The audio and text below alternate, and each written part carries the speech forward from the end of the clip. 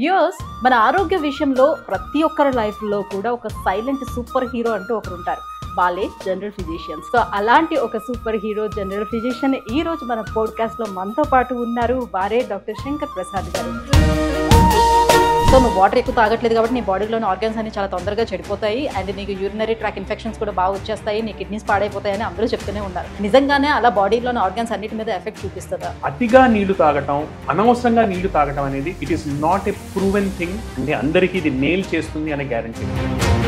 ఇప్పుడు weight loss అవుతామని చెప్పి వేడి నీళ్ళలో కూడా మళ్ళీ కొంచెం హనీ వేసుకుంటారు, లెమన్ వేసుకుంటారు. సో ఇలా తాగితే మంచిది అని చెప్పి చాలా యాడ్స్ కూడా మనం చూస్తూ ఉంటున్నాం. ఇది ఎంతవరకు నిజం? ఆయుర్వేదం ప్రకారం తేనెని హీట్ చేస్తే అది విషం అంటే.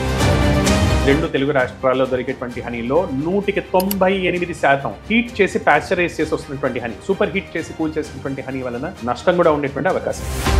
సో చల్ల పదార్థాలు తీసుకోవటం వలన తొందరగా ఆస్మా లాంటివి పెరగటం, అలర్జీస్ పెరగటం ఇలాంటివి జరుగుతాయి.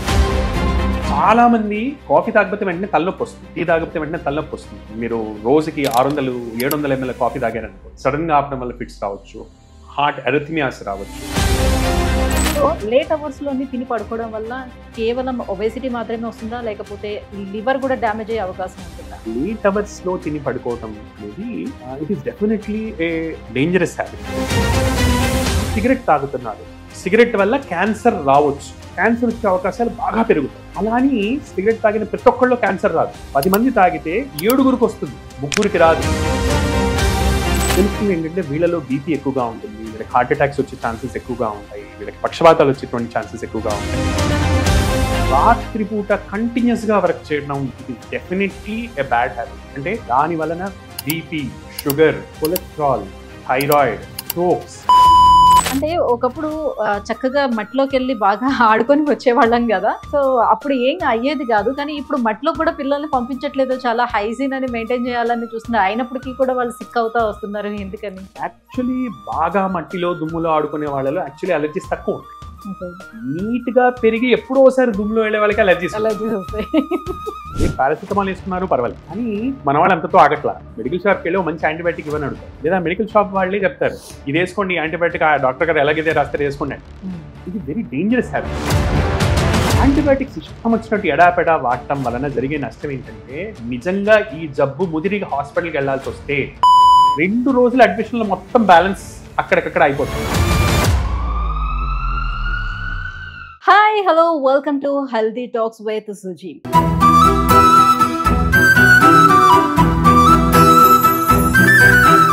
వ్యూయర్స్, మన ఆరోగ్య విషయంలో ప్రతి ఒక్కరి లైఫ్ లో కూడా ఒక సైలెంట్ సూపర్ హీరో అంటూ ఒకరు ఉంటారు. వాళ్ళే జనరల్ ఫిజిషియన్స్.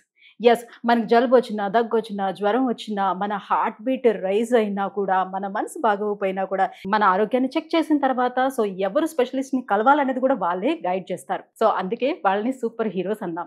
సో అలాంటి ఒక సూపర్ హీరో జనరల్ ఫిజిషియన్ ఈ రోజు మన పోడ్కాస్ట్ లో మనతో పాటు ఉన్నారు. వారే డాక్టర్ శంకర్ ప్రసాద్ గారు. చాలా ఇంట్రెస్టింగ్ గా ఉంటుంది, వీడియో స్కిప్ చేయకుండా పూర్తిగా చూసేసేయండి. హలో అండి. హలో అండి. నిజంగా thank you so much. First of all మీరు మాకు ఈ టైం కేటాయించి వచ్చినందుకు పిలవగానే. అండ్ ఇవాళ వీడియోలో సో ప్రతి ఒక్కరూ చేసేటువంటి చిన్న చిన్న మిస్టేక్స్ గురించి స్పెషల్గా మాట్లాడాలి అని అనుకున్నాను. సో పెద్ద పెద్ద డిసీజెస్ గురించి అందరికీ చెప్పాలని అయితే కాదు, right? Thank you so much అండి. First of all for 2 things. ఒకటి, మా category of general physicians super heroes అని ఐడెంటిఫై చేసినందుకు, and second thing for having me here. Thank you. Yeah, so first day start తోటి మనము ఉదయం morning ఎలా start అవుతుందో దాని నుంచి తీసుకుందాం. సో అక్కడ నుంచి మనం ఎలా స్టార్ట్ చేస్తున్నాం మన డేని, ఏం మిస్టేక్స్ చేస్తున్నాం అనేది స్టార్ట్ చేద్దాం, రైట్? సో పొద్దున్న లేవగానే అందరూ కూడా మంచిగా ఒక బాటిల్ వాటర్ తాగుతారు, లేకపోతే ఒక గ్లాస్ వాటర్ తీసుకుంటూ ఉంటారు. సో ఇలా వాటర్ తీసుకుంటే బాడీ డీటాక్స్ అవుతుందని చాలా మంది నమ్ముతారు. ఇది ఎంతవరకు నిజం? డీటాక్స్ అనేది ఒక రిలేటివ్ కాన్సెప్ట్ అండి. అంటే మనం బాడీ నుంచి ఏమేం పంపిస్తున్నాము అనే దాన్ని బట్టి ఉంటుంది. సో అబ్సల్యూట్ గా నీళ్లు తాగినంత మాత్రాన డీటాక్స్ అవుతుందని కాదు, అలా అని నీళ్లు తాగితే డీటాక్స్ అవ్వదని కాదు. Okay, but there are some important aspects about it. అంటే ఫస్ట్ థింగ్, ఎంత నీళ్లు తాగాలి, ఎలాంటి నీళ్లు తాగాలి, ఎప్పుడు తాగాలి. ఎక్సెస్ వాటర్ తీసుకోవటం మంచిది కాదు. మళ్ళీ ఎక్సెస్ అనేది మనిషికి మారుతూ ఉంటుంది, సీజన్ కి మారుతుంది. ఫర్ ఎగ్జాంపుల్ ఇప్పుడు వర్షాకాలంలో కూర్చొని చల్లనీళ్ళు ఎక్కువ తాగితే it might not be a very good idea. అలానే సమ్మర్లో చల్లనీళ్ళు తీసుకుంటే ఇట్ ఇస్ ఓకే. సో వర్షాకాలంలో కనుక, అంటే బయట చల్లగా ఉన్నప్పుడు గోరువెచ్చని నీళ్లు తాగితే it stimulates the digestive tract. మనకి బేసికలీ మోషన్ అవ్వడానికి కానివ్వండి, బేసిక్ ఫంక్షన్స్ కానివ్వండి స్టిమ్యులేట్ చేస్తుంది కాబట్టి it is a good idea. అయితే ఇట్ షుడ్ నాట్ బీ మరీ ఇన్ ఎక్సెస్. ఒక 500 to 750 ml వరకు ఇట్ ఈస్ ఓకే ఎవరికి కాన్స్టిపేషన్ ఉన్న వాళ్ళకి. నార్మల్ వాళ్ళకి 250 to 500 ml వరకు it is more than sufficient. అంతేకాని అంతకంటే ఎక్కువ తీసుకోవటం, beyond season are beyond relevance తీసుకోవటం. ఇప్పుడు మనం దాహం అనే కాన్సెప్ట్ తీసుకున్నాం అనుకోండి, మీరు 10 మందిని చూస్తే 10 మందికి ఒకే రకమైన దాహం ఉండదు. కొంతమంది రోజంతా నీళ్లు తాగకపోయినా వాళ్ళకి ఎటువంటి ఇబ్బంది ఉండదు. వెరస్ కొంతమందికి ఒక గంట సేపు నీళ్లు తాగకపోయినా కూడా వేడి చేసినట్టు, యూరిన్ లో బర్నింగ్ ఇలా అనిపిస్తుంటుంది. సో వాళ్ళ శరీర తత్వాలని బట్టి, వాళ్ళ శరీర పరిస్థితిని బట్టి వాటర్ అనేది ఎక్కువ తక్కువ అవుతుంది. So 1 jacket does not fit all అండి. అంటే మినిమం క్వాంటిటీ ఇంత తీసుకోవాలని ఏమైనా ఉంటుందా? ఇప్పుడు 3 to 5 liters అంటా తీసుకోవాలి.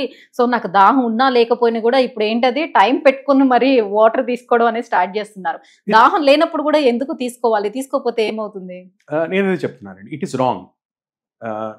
ప్రతి మనిషి 3 to 5 liters తీసుకోవాలనే రూల్ కాదండి. ఇది ఎక్కడ కూడా ప్రూవ్ అయిన రూల్ కాదు, ఇది ఎక్కడైనా ఎస్టాబ్లిష్ అయిన సిస్టమ్ కాదు. ఫండమెంటలీ దాహం బట్టి తాగాల్సి ఉంటుంది. మన దాహం అనే సిస్టమ్ బాడీలో చాలా సెన్సిటివ్ సిస్టమ్. సో ఆస్మోలాలిటీ అనే దాన్ని బ్రెయిన్ మెజర్ చేసి మనకి ప్రిసైజ్ గా చెప్తుంటుంది. 1 to 2 milli osmoles తేడా వచ్చినా మనకు దాహం అనేది స్టిమ్యులేట్ అవుతుంది. సో యాక్చువల్ గా ప్రిసైజ్ గా అయితే కనుక మన దాహం బట్టి, మన యూరిన్ కలర్ బట్టి యాక్చువల్లీ మనం మానిటర్ చేసుకోవచ్చు. యూరిన్ డార్క్ ఎల్లో అవుతుంది అంటే మనకి నీళ్ళు ఎక్కువ తాగాలి అని అర్థం. దాహం వేస్తుంది అంటే నీళ్ళు తీసుకోవాలి అని అర్థం. దాహం లేదు, యూరిన్ నార్మల్ కలర్ లో ఉంది అంటే ఇట్ మీన్స్ యాక్చువల్లీ నీళ్ళు అవసరం లేదు అని అర్థం. సో ప్రతి ఒక్కళ్ళకు కూడా ఇది సేక్రోసాంక్ట్ రూల్ కాదండి, అందరూ 3 లీటర్లు తాగవలసిందే, 5 లీటర్లు తాగవలసిందే అనేది దట్స్ నాట్ కరెక్ట్. రెండవది పైపెచ్చు it can be dangerous also. For example heart patients అనుకుందాం, లేదా హార్ట్ ఫ్లూయిడ్ ని రీటైన్ చేసే కొన్ని మందులు ఉంటాయి, అటువంటి మందులు వేసుకున్న వాళ్ళు అనుకుందాం. రీనల్ ప్రాబ్లమ్స్ ఉన్న వాళ్ళు అనుకుందాం. వీళ్ళలో ఫ్లూయిడ్ అక్యూములేట్ అయ్యి హార్ట్కి ఇంకా స్ట్రెయిన్ అనేది పెరుగుతుంది. అలానే సోడియం ఎక్కువ తక్కువ అవుతున్న పేషెంట్స్ ఉంటారు చాలా మంది, పర్టికులర్లీ ఈ టెల్మాసార్టాన్ లాంటి మందులు వాడుతున్నటువంటి వాళ్ళు ఎండాకాలంలో. సో ఈ ఎక్సెస్ వాటర్ తీసుకోవటం వల్ల సోడియం డౌన్ అయ్యి దాని వలన మళ్ళీ బ్రెయిన్ కి డ్యామేజెస్ ఇలా అవుతాయి. సో ఏదన్నా కూడా గౌతమ బుద్ధుడు 2600 సంవత్సరాల క్రితం కనుక్కున్న సత్యం ఏదైతే ఉందో, ఈ ఎక్స్ట్రీమ్ కి వెళ్ళొద్దు, ఆ ఎక్స్ట్రీమ్ కి వెళ్ళొద్దు, మధ్య మార్గంలో నడవడం అనేది చాలా ఇంపార్టెంట్. ఇప్పటికి కూడా అదే రూల్ అండి. రైట్. సో ఫర్ సపోజ్ నేనే ఎగ్జాంపుల్ గా తీసుకుంటే, నన్ను ఎగ్జాంపుల్ గా తీసుకున్నప్పుడు నాకు చిన్నప్పటి నుంచి కూడా ఎక్కువగా వాటర్ తాగే అలవాటు లేదు. టు బి ఫ్రాంక్, నాకు దాహం అనిపిస్తే తప్పితే కానీ నేను వాటర్ తాగను. సో ఈవెన్ ఫుడ్ తీసుకున్న తర్వాత కూడా చాలా సేపటికి కానీ 2 hours కానీ నాకు దాహం అనిపించదు. పర్ డేలో మాక్సిమం చూసుకుంటే ఒక 1 liter తాగడం నాకు చాలా ఎక్కువ. సో నువ్వు వాటర్ ఎక్కువ తాగట్లేదు కాబట్టి నీ బాడీలోని ఆర్గన్స్ అన్ని చాలా తొందరగా చెడిపోతాయి, అండ్ నీకు యూరినరీ ట్రాక్ ఇన్ఫెక్షన్స్ కూడా బాగా వచ్చేస్తాయి, నీ కిడ్నీస్ పాడైపోతాయని అందరూ చెప్తూనే ఉన్నారు. బట్ నేను స్టిల్ నేను యాక్టివ్గానే ఉన్నాను, నా పని నేను చేసుకుంటున్నా, నాకు దాహం అనిపించినప్పుడే తాగుతున్నా. నిజంగానే అలా బాడీలోని ఆర్గన్స్ అన్నిటి మీద ఎఫెక్ట్ చూపిస్తుందా? నేను అదే చెప్తున్నానండి. ఇది ఇప్పుడు మెటబాలిజం అన్నది అందరికి ఒకటేలాగా మెటబాలిజం ఉండదండి. హై మెటబలైజర్స్ ఉంటారు, లో మెటబలైజర్స్ ఉంటారు. కొంతమందికి వాటర్ డిమాండ్ ఎక్కువ ఉంటుంది, కొంతమందికి వాటర్ డిమాండ్ చాలా తక్కువ ఉంటుంది. యాక్చువల్ గా స్పీకింగ్ ఇండివిజువలైజ్ చేసి చూసుకోవడం అనేది కరెక్ట్. థర్స్ట్ అనేది ఎంట్రీ పాయింట్ దగ్గర మనకి సిస్టమ్ నేచర్ ఇచ్చినటువంటి చెక్ పాయింట్. దాహం వేస్తోంది అంటే బాడీలో డీహైడ్రేషన్ ఉంది, వాటర్ కావాలని అర్థం. ఎగ్జిట్ చెక్ పాయింట్, మనం ఇది ఏ ఫ్లూయిడ్ అన్నా తాగండి, అల్టిమేట్లీ అది బయటికి రావాల్సింది యూరిన్ లోంచి. యూరిన్ కలర్ డార్క్ అవుతుంది అంటే దట్ అగైన్ మీన్స్ దట్ మనకి డిహైడ్రేషన్ వస్తుంది అని అర్థం. Entry check point, exit check point చేసుకుంటే 99.9% టైమ్స్ వీఆర్ రైట్ అండి. ఓన్లీ 1 in 1000 దీనికి ఎక్సెప్షన్ ఉండొచ్చు rules. But most of the times అతిగా నీళ్లు తాగటం, అనవసరంగా నీళ్లు తాగటం అనేది it is not a proven thing and it is not necessary that it should be helpful for everyone. అంటే అందరికీ ఇది మేల్ చేస్తుంది అనే గ్యారంటీ లేదు. అతిగా నీళ్లు తాగటం, మన శరీర పరిస్థితిని చూసుకోకుండా నీళ్లు తాగడం అనేది it is not a very scientific idea అండి. అంటే అది ప్రతిసారి హెల్ప్ చేస్తున్నటువంటి గ్యారంటీ అయితే ఉండదు. రైట్. మరి సార్, కొంతమంది మార్నింగ్ లేచిన తర్వాత ఇప్పుడు వెయిట్ లాస్ అవుతామని చెప్పి వేడి నీళ్ళలో కూడా మళ్ళీ కొంచెం హనీ వేసుకుంటారు, లెమన్ వేసుకుంటారు. సో ఇలా తాగితే మంచిది అని చెప్పి చాలా యాడ్స్ కూడా మనం చూస్తూ ఉంటున్నాం. ఇది ఎంతవరకు నిజం? అండ్ ఓవరాల్ గా కూడా డే మొత్తంలో, అది సమ్మర్ కానివ్వండి, వింటర్ కానివ్వండి, ఎప్పుడైనా సరే, ఏ సీజన్లో అయినా సరే వేడి నీళ్ళు కంటిన్యూస్ గా తాగితే ఫ్యాట్ లాస్ అవుతుంది కాబట్టి ఒక ఫ్లాస్క్ లోని వేడి నీళ్ళు పట్టుకొని వెళ్తూ ఉన్నారు. సో అలా చేయొచ్చు అంటారా? ఇప్పుడు ఇది నిజమో అబద్ధమో అని చెప్పే ముందర మనం ఫస్ట్ ఆఫ్ ఆల్ నిజాన్ని అర్థం చేసుకోవాలండి. అంటే మోడర్న్ మెడిసిన్ అనేది ఎవిడెన్స్ బేస్డ్ మెడిసిన్ గురించి ఆలోచిస్తుంది ఎక్కువగా. అంటే దీని గురించి ఎన్ని అధ్యయనాలు జరిగాయి, ఇది అంత ప్రూవ్ అయింది, ఆ ప్రూఫ్ యొక్క క్వాలిటీ ఏంటి, ఒక ర్యాండమైజ్ కంట్రోల్ ట్రయల్ జరిగిందా, లేదా ఓన్లీ కేస్ కంట్రోల్ కొహార్ట్ జరిగిందా, ఇది అనెక్డోటల్ ఎవిడెన్స్. ఇది రకరకాల లెవెల్స్ ఆఫ్ సత్యం అనేది ఉంటాయి మోడర్న్ మెడిసిన్ ప్రకారం. మనం ట్రెడిషనల్ సిస్టమ్స్ చూసామని అనుకోండి, లెట్స్ సే ఆయుర్వేదం లాంటి సిస్టమ్ చూసామనుకోండి, దానికి వేరే కైండ్ ఆఫ్ బిలీఫ్ సిస్టమ్ ఉంటుంది. దీనికి నిజంగా ఏదైనా ఋషి చెప్పాడా, కన్సిస్టెంట్గా ఇదే విషయం అన్ని టెక్స్ట్ బుక్లు చెప్పుకుంటూ వచ్చారా, ఇలా వేరే కైండ్ ఆఫ్ సిస్టమ్ ఉంటుంది. సో అందరికీ సంబంధించిన ఒకే కామన్ సత్యం ఉండకపోవచ్చు. ఇక్కడ జరుగుతుంది ఏంటంటే భారతదేశంలో 6 సిస్టమ్స్ ఆఫ్ మెడిసిన్ ఉన్నాయి విచ్ ఆర్ లీగల్. సో ఒక్కొక్కళ్ళు ఒక్కొక్కటి చెప్తుంటారు. అంటే వీళ్ళ ఒపీనియన్ అది, వాళ్ళ ఒపీనియన్ ఇది, వీళ్ళ ఒపీనియన్ ఇది, వీళ్ళ ఒపీనియన్ ఇది. దీంట్లో సత్యం ఏది అన్నది నిజంగా భగవంతుడికి తెలియాలి.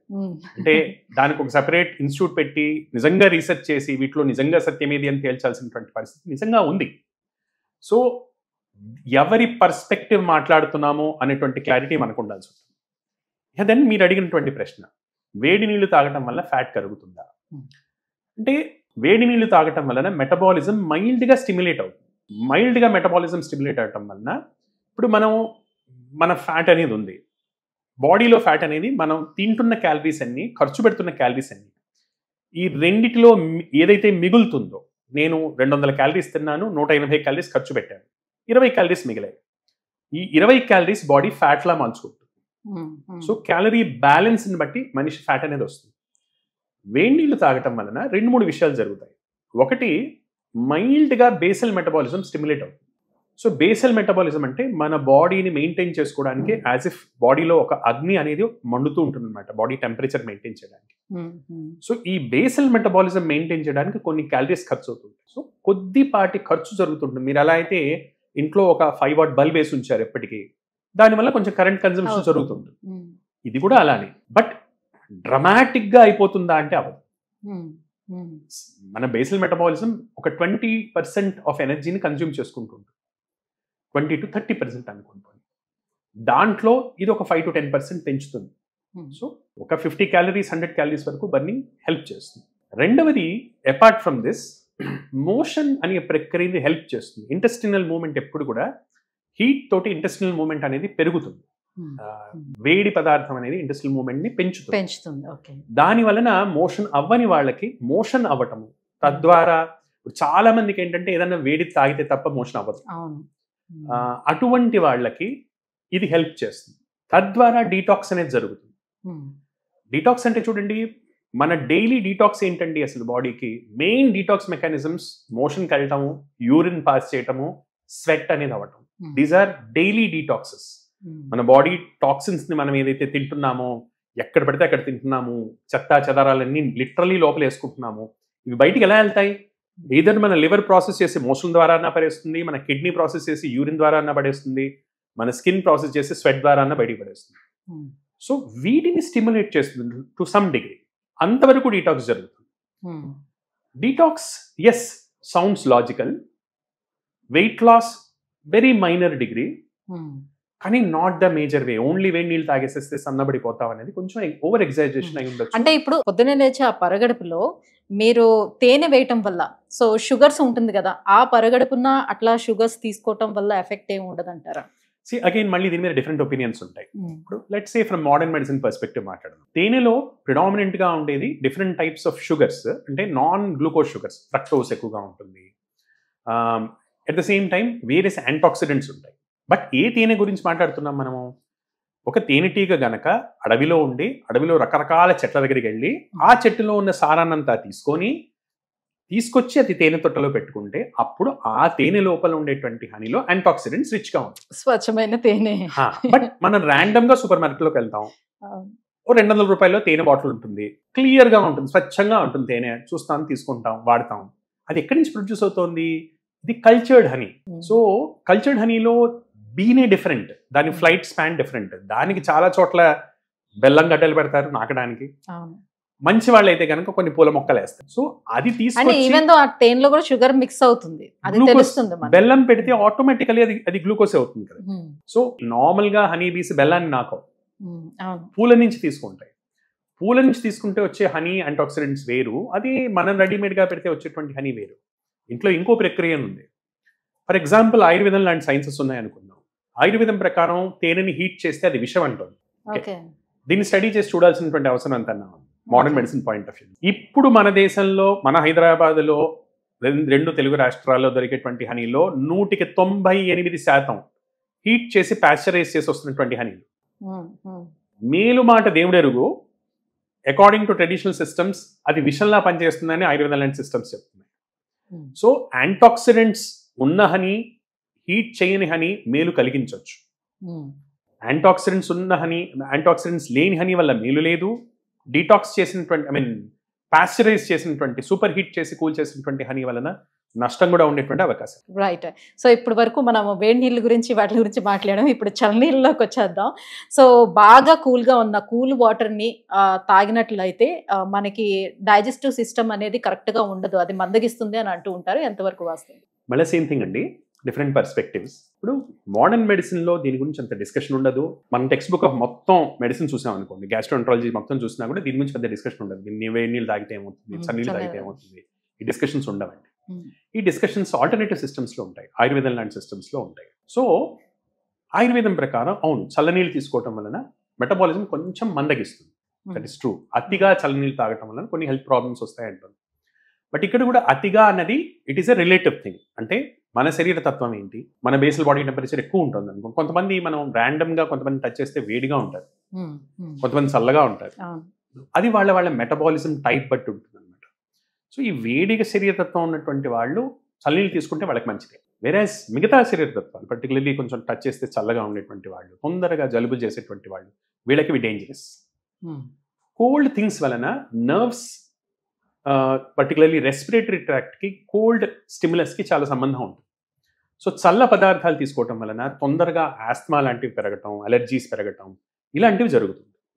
సో ఆ సెగ్మెంట్ ఉన్నటువంటి వాళ్ళు, జలుబులు, దగ్గులు, ఆస్మా, వీటి బారిన పడుతున్నటువంటి వాళ్ళకి ఆబ్వియస్లీ అది మంచిది కాదు. అది వాళ్ళని అడిగినా, మీరు ఎవరినైనా అడిగితే వాళ్ళే చెప్తారు, చల్లనీళ్ళు తాగితే వెంటనే మాకు జలుబు చేస్తుంది, మేము తాగము అని. సో అలా ఉండేవాళ్ళు ఓకే, మిగతా వాళ్ళు కూడా ఓకే, వాళ్ళకి పడినా కూడా ఒకళ్ళు తాగితే ఏమైనా ఇబ్బంది ఉంటుందా అని అనే పాయింట్ ఆఫ్ వ్యూలో మనం చూసుకుంటే, లైక్ ఐ సెడ్ అండి, ఏదన్నా ఎక్స్ట్రీమ్స్ ఆర్ డెఫినెట్లీ బ్యాడ్. అతిగా చల్లగా తాగుతుంటే అది ఖచ్చితంగా ఇట్ ఈస్ బ్యాడ్. మైల్డ్ చల్లగా తాగితే వాళ్ళ శరీర తత్వం బట్టి, సీజన్ బట్టి మేలు చేయొచ్చు, హాని చేయొచ్చు. ఎండాకాలంలో వేడి శరీర తత్వం ఉన్నటువంటి వాళ్ళు మైల్డ్ గా చల్లగా ఉన్న నీళ్ళు తీసుకుంటే వాళ్ళకి ఇబ్బంది ఉండకపోవచ్చు. వేరాస్ దీనికి ఆపోజిట్ గా ఉంటే వాళ్ళకి ఇబ్బంది రావచ్చు. సో పొద్దున్న లేచిందే కమ్మగా ఒక కాఫీయో లేకపోతే టీయో తాగందే కొంతమందికి రోజు గడవదు. సో చాలా మందికి, నాట్ ఓన్లీ కొంతమందికి. సో డెఫినెట్గా వేడివేడిగా అలాంటిది ఏదైనా తాగితేనే చాలా రిలీఫ్గా ఉన్నట్టుగా చాలా మంది ఫీల్ అవుతుంటారు. అయితే ఈ కాఫీ టీలు తాగుతున్నప్పుడు బిఫోర్ కొంతమంది మెడిసిన్స్ ఏమైనా వేసుకోవాల్సి వస్తే వేసేసుకొని కాఫీ టీలు తాగుతూ ఉంటారు. లేదు అని అంటే వాటర్తో తాగాల్సినటువంటి మెడిసిన్ని ఈ కాఫీ టీలతోనే తీసేసుకుంటూ ఉంటారు మరికొంతమంది. సో ఇది ఎంతవరకు కరెక్ట్, ఎంతవరకు రాంగ్? అలా చేయొచ్చా, చేయకూడదా? ఇక్కడ 2 విషయాలు మీరు అడిగింది. మొదటిది, అసలు చాలా మంది నెగ్లెక్ట్ చేసే విషయం ఏంటంటే, కమ్మగా కాఫీ అని మనం అనుకుంటున్నాం, కానీ టీ, కాఫీ అనేది వరల్డ్ మొత్తం మీద ఉన్న అతి మౌలికమైనటువంటి లేదా కామన్ గా ఉన్నటువంటి సబ్స్టెన్స్ అబ్యూస్ అండి. సబ్స్టెన్స్ అబ్యూస్ అంటే మనకి ఎంతవరకు సిగరెట్, నికోటిన్, ఆల్కహాల్, డ్రగ్స్ ఇవి గుర్తుకొస్తాయి. కానీ కల్చరల్ గా అన్నిటికంటే ఎక్కువ జరిగే substance abuse coffee and tea. Right. చాలా మంది అంటే వాళ్ళకి తెలిసిన విషయమే, కాఫీ తాగకపోతే వెంటనే తలనొప్పి వస్తుంది, టీ తాగకపోతే వెంటనే తలనొప్పి వస్తుంది. విచ్ మీన్స్ బాడీ దానికి ఆల్రెడీ అలవాటు పడిపోయింది. సో మైల్డ్ అడిక్షన్స్ లో ఇది అతి కామనెస్ట్ అడిక్షన్. సో హెల్తీ హ్యాబిటా అంటే యాక్చువల్లీ కాదు, అన్లెస్ ఇన్ పర్టికులర్ సర్కమ్స్టాన్సెస్. అంటే చూడండి, మీరు చాలా చల్ల ప్రదేశంలో ఉంటున్నారు. ఇప్పుడు కాఫీ కామన్ గా యూరోపియన్ నేషన్స్ నుంచి యాక్చువల్లీ మనకు వచ్చినటువంటి అలవాటు. వాళ్ళకి అది హెల్ప్ చేస్తుంది. ఎందుకు? చల్లగా ఉండే ప్రదేశం కనుక ఇది మెటబాలిజం యాక్టివేట్ చేస్తుంది కనుక. కెఫీన్ అనేది సింపాథెటిక్ సిస్టమ్ యొక్క స్ట్రాంగ్ స్టిమ్యులేటర్. బాడీ హీట్ పెంచుతుంది, హార్ట్ రేట్ పెంచుతుంది, బీపీ పెంచుతుంది, యాక్టివిటీ పెంచుతుంది. It's a very strong chemical. ఎక్కువగా తీసుకుంటే ఫిట్స్ కూడా వస్తాయి. అంటే మీరు రోజుకి 600-700 ml కాఫీ తాగారనుకోండి, సడన్ గా ఆపడం వల్ల ఫిట్స్ రావచ్చు, హార్ట్ ఎరిథమియాస్ రావచ్చు, రకరకాల సైడ్ ఎఫెక్ట్స్ రావచ్చు. సో కాఫీ, టీ అనేవి మామూలు పదార్థాలు అని అనుకోవడం తప్పు. దానికి అదొక కెమికల్, దానికి సైడ్ ఎఫెక్ట్ ఉంటుంది, దానికి ఎఫెక్ట్ ఉంటుంది, దానికి సైడ్ ఎఫెక్ట్ ఉంటుంది. మళ్ళీ మోతాదులో తాగటము, మన శరీర తత్వం బట్టి తాగటము, వాతావరణం బట్టి తాగటం ఈజ్ వెరీ ఇంపార్టెంట్. వేడి క్లైమేట్స్ లో టీ బెటర్, చల్ల క్లైమేట్స్ లో కాఫీ బెటర్. కానీ మరి ఇప్పుడు మళ్ళీ కొత్తగా ఒక స్టేట్మెంట్ ఇస్తున్నారు, దీంతో మీరు మిల్క్ ని యాడ్ చేసుకోకుండా black coffee or black tea, any black coffee tea తాగితే మళ్ళీ చాలా మంచిది హెల్త్ కి అని చెప్తున్నారు. ఈ చాలా మంచిది హెల్త్ కి అనేది ఒక డేంజరస్ స్టేట్మెంట్ అండి. మనం ఫస్ట్ అర్థం చేసుకోవాల్సింది ఏంటంటే, ప్రపంచంలో ఏ ఒక్క పదార్థాన్ని మనం చాలా మంచిది అని లేబుల్ చేయటం ఈజ్ ఫండమెంటలీ రాంగ్. ఓకే. ఎందుకు అంటే హెల్త్ అనేది ఒక స్పెక్ట్రమ్, నార్మల్ హెల్త్ అనేది స్పెక్ట్రమ్. మీరు ఏదైనా వాల్యూ చూడండి, ఫర్ ఎగ్జాంపుల్ బ్లడ్ గ్లూకోజ్ చూసుకోండి. మీరు మనం ఏమేమి చెప్తున్నాం, 60 to 90 నార్మల్ లిమిట్ అని చెప్తున్నాం. బాడీ టెంపరేచర్ చూడండి, 97.4 నుంచి 99 వరకు నార్మల్ అని చెప్తున్నాం. ఒక్క వాల్యూ చెప్పట్లా. ఎందుకు ఒక వాల్యూ చెప్పట్లేదు? ఎందుకంటే సమాజంలో నార్మల్సీ అనేది ఒక స్పెక్ట్రమ్లో ఉంటుంది. దీన్ని మనం చదివేటప్పుడు గాసియన్ కర్వ్ ప్యాటర్న్ అంటాం. అంటే ఇలా ఉంటుంది. బీపీ ఒక ఎక్స్ట్రీమ్, కొంతమందికి 170 కొంతమందికి నార్మల్ అయితే, కొంతమందికి 140-90 నార్మల్, మెజారిటీ మందికి 120-80 నార్మల్. సెంట్రల్ ఫిగర్ మీడియన్ ఏదైతే ఉందో అది 120-80. So first of all normal అనేది ఒక వాల్యూ కాదు. శరీర తత్వాలు, రకరకాల శరీర తత్వాలు ఉన్నాయి సమాజంలో. అనేక శరీర తత్వాలు ఉన్నటువంటి ఒక సమాజంలో, ఈ ప్రపంచంలో అందరికీ ఒకటే పడుతుంది అని చెప్పటం అనేది ఒక ప్రాథమికమైనటువంటి ఇగ్నోరెన్స్. ఇది తెలియనితనం. ఎక్కువ మందికి హెల్ప్ చేయొచ్చు, తక్కువ మందికి హెల్ప్ చేయొచ్చు, ఈజ్ కరెక్ట్. కొద్ది మందికి హెల్ప్ చేయొచ్చు, ఇది కరెక్ట్ సెంటెన్స్. ఇది అందరికీ అని కాదు, ఇది సైన్స్ మార్కెటింగ్ కలవటంలో వస్తున్నటువంటి సెంటెన్సెస్ ఇవి. ఇది తింటే అందరికీ మంచిది, ఈ నూనె అందరికీ మంచిది, ఇది చేస్తే అందరికీ మంచిది. There is nothing like that అండి. ఎగ్జాక్ట్, కరెక్ట్ వర్డ్ యూస్ చేశారు, సైన్స్ అండ్ మార్కెటింగ్ కలిసి వచ్చింది. Exactly. So in short, tea కాఫీకి వాటి ఓన్ సైడ్ ఎఫెక్ట్స్ ఉంటాయి. మీరు అడిగిన రెండో ప్రశ్న, మందులు టీని కలిపేసుకోవచ్చా? Very dangerous habit. ఎందుకు? పర్టికులర్లీ టీలో కానీ కాఫీలో కానీ ఫైటేట్స్ అనేటువంటి కెమికల్స్ ఉంటాయి. ఈ ఫైటేట్స్ అనేవి చాలా పదార్థాలని లోపలికి అబ్జార్బ్ కాకుండా ఆపేస్తాయి. సో మీరు బి కాంప్లెక్స్ వేసుకుంటున్నారు, సగం బి కాంప్లెక్స్ లోపలికి వెళ్ళకపోవచ్చు. దాన్ని ఫుడ్ తోటి, పర్టికులర్లీ టీ తోటి కలపటం వలన, టీ కానీ కాఫీతో కలపటం వలన ఐరన్ లాంటి మల్టీవైటమిన్స్ ఉంటాయి, ఎనర్జీ గివింగ్ సబ్స్టెన్సెస్ ఉంటాయి, ఇవి అబ్జార్బ్ కావు. కాల్షియం అబ్జార్బ్ కాదు. ఎప్పుడు కూడా మందులన్నీ టీ కాఫీలతో కలపొద్దు. ఎనీ మందులు, యాంటీబయోటిక్స్ లైక్ అలాంటివి, ఏదన్నా మందు, it is preferable not to mix tea and coffee. ఒక కెమికల్ తాగిన వెంటనే కూడా వేసుకోవచ్చా? రెండు స్టమక్ లో వెళ్ళి ఇంటరాక్ట్ అయ్యే ఛాన్సెస్ ఉంటాయి. అది కడుపులో ఉండగా ఇది వేసుకోవద్దు, ఇది కడుపులో ఉండగా అది వేసుకోవద్దు. కాస్త గ్యాప్ అనేది ఇవ్వాలి. మీరు తాగే కాఫీ బట్టి, మీ కడుపు మొటిలిటీ బట్టి 20 to 30 minutes మినిమం గ్యాప్ ఇవ్వాల్సి ఉంటుంది. రైట్.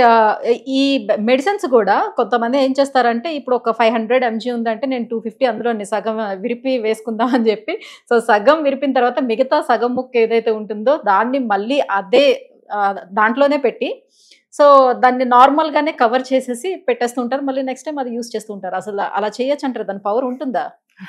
అది ఆ కెమికల్ మీద ఆధారపడి ఉంటుందండి.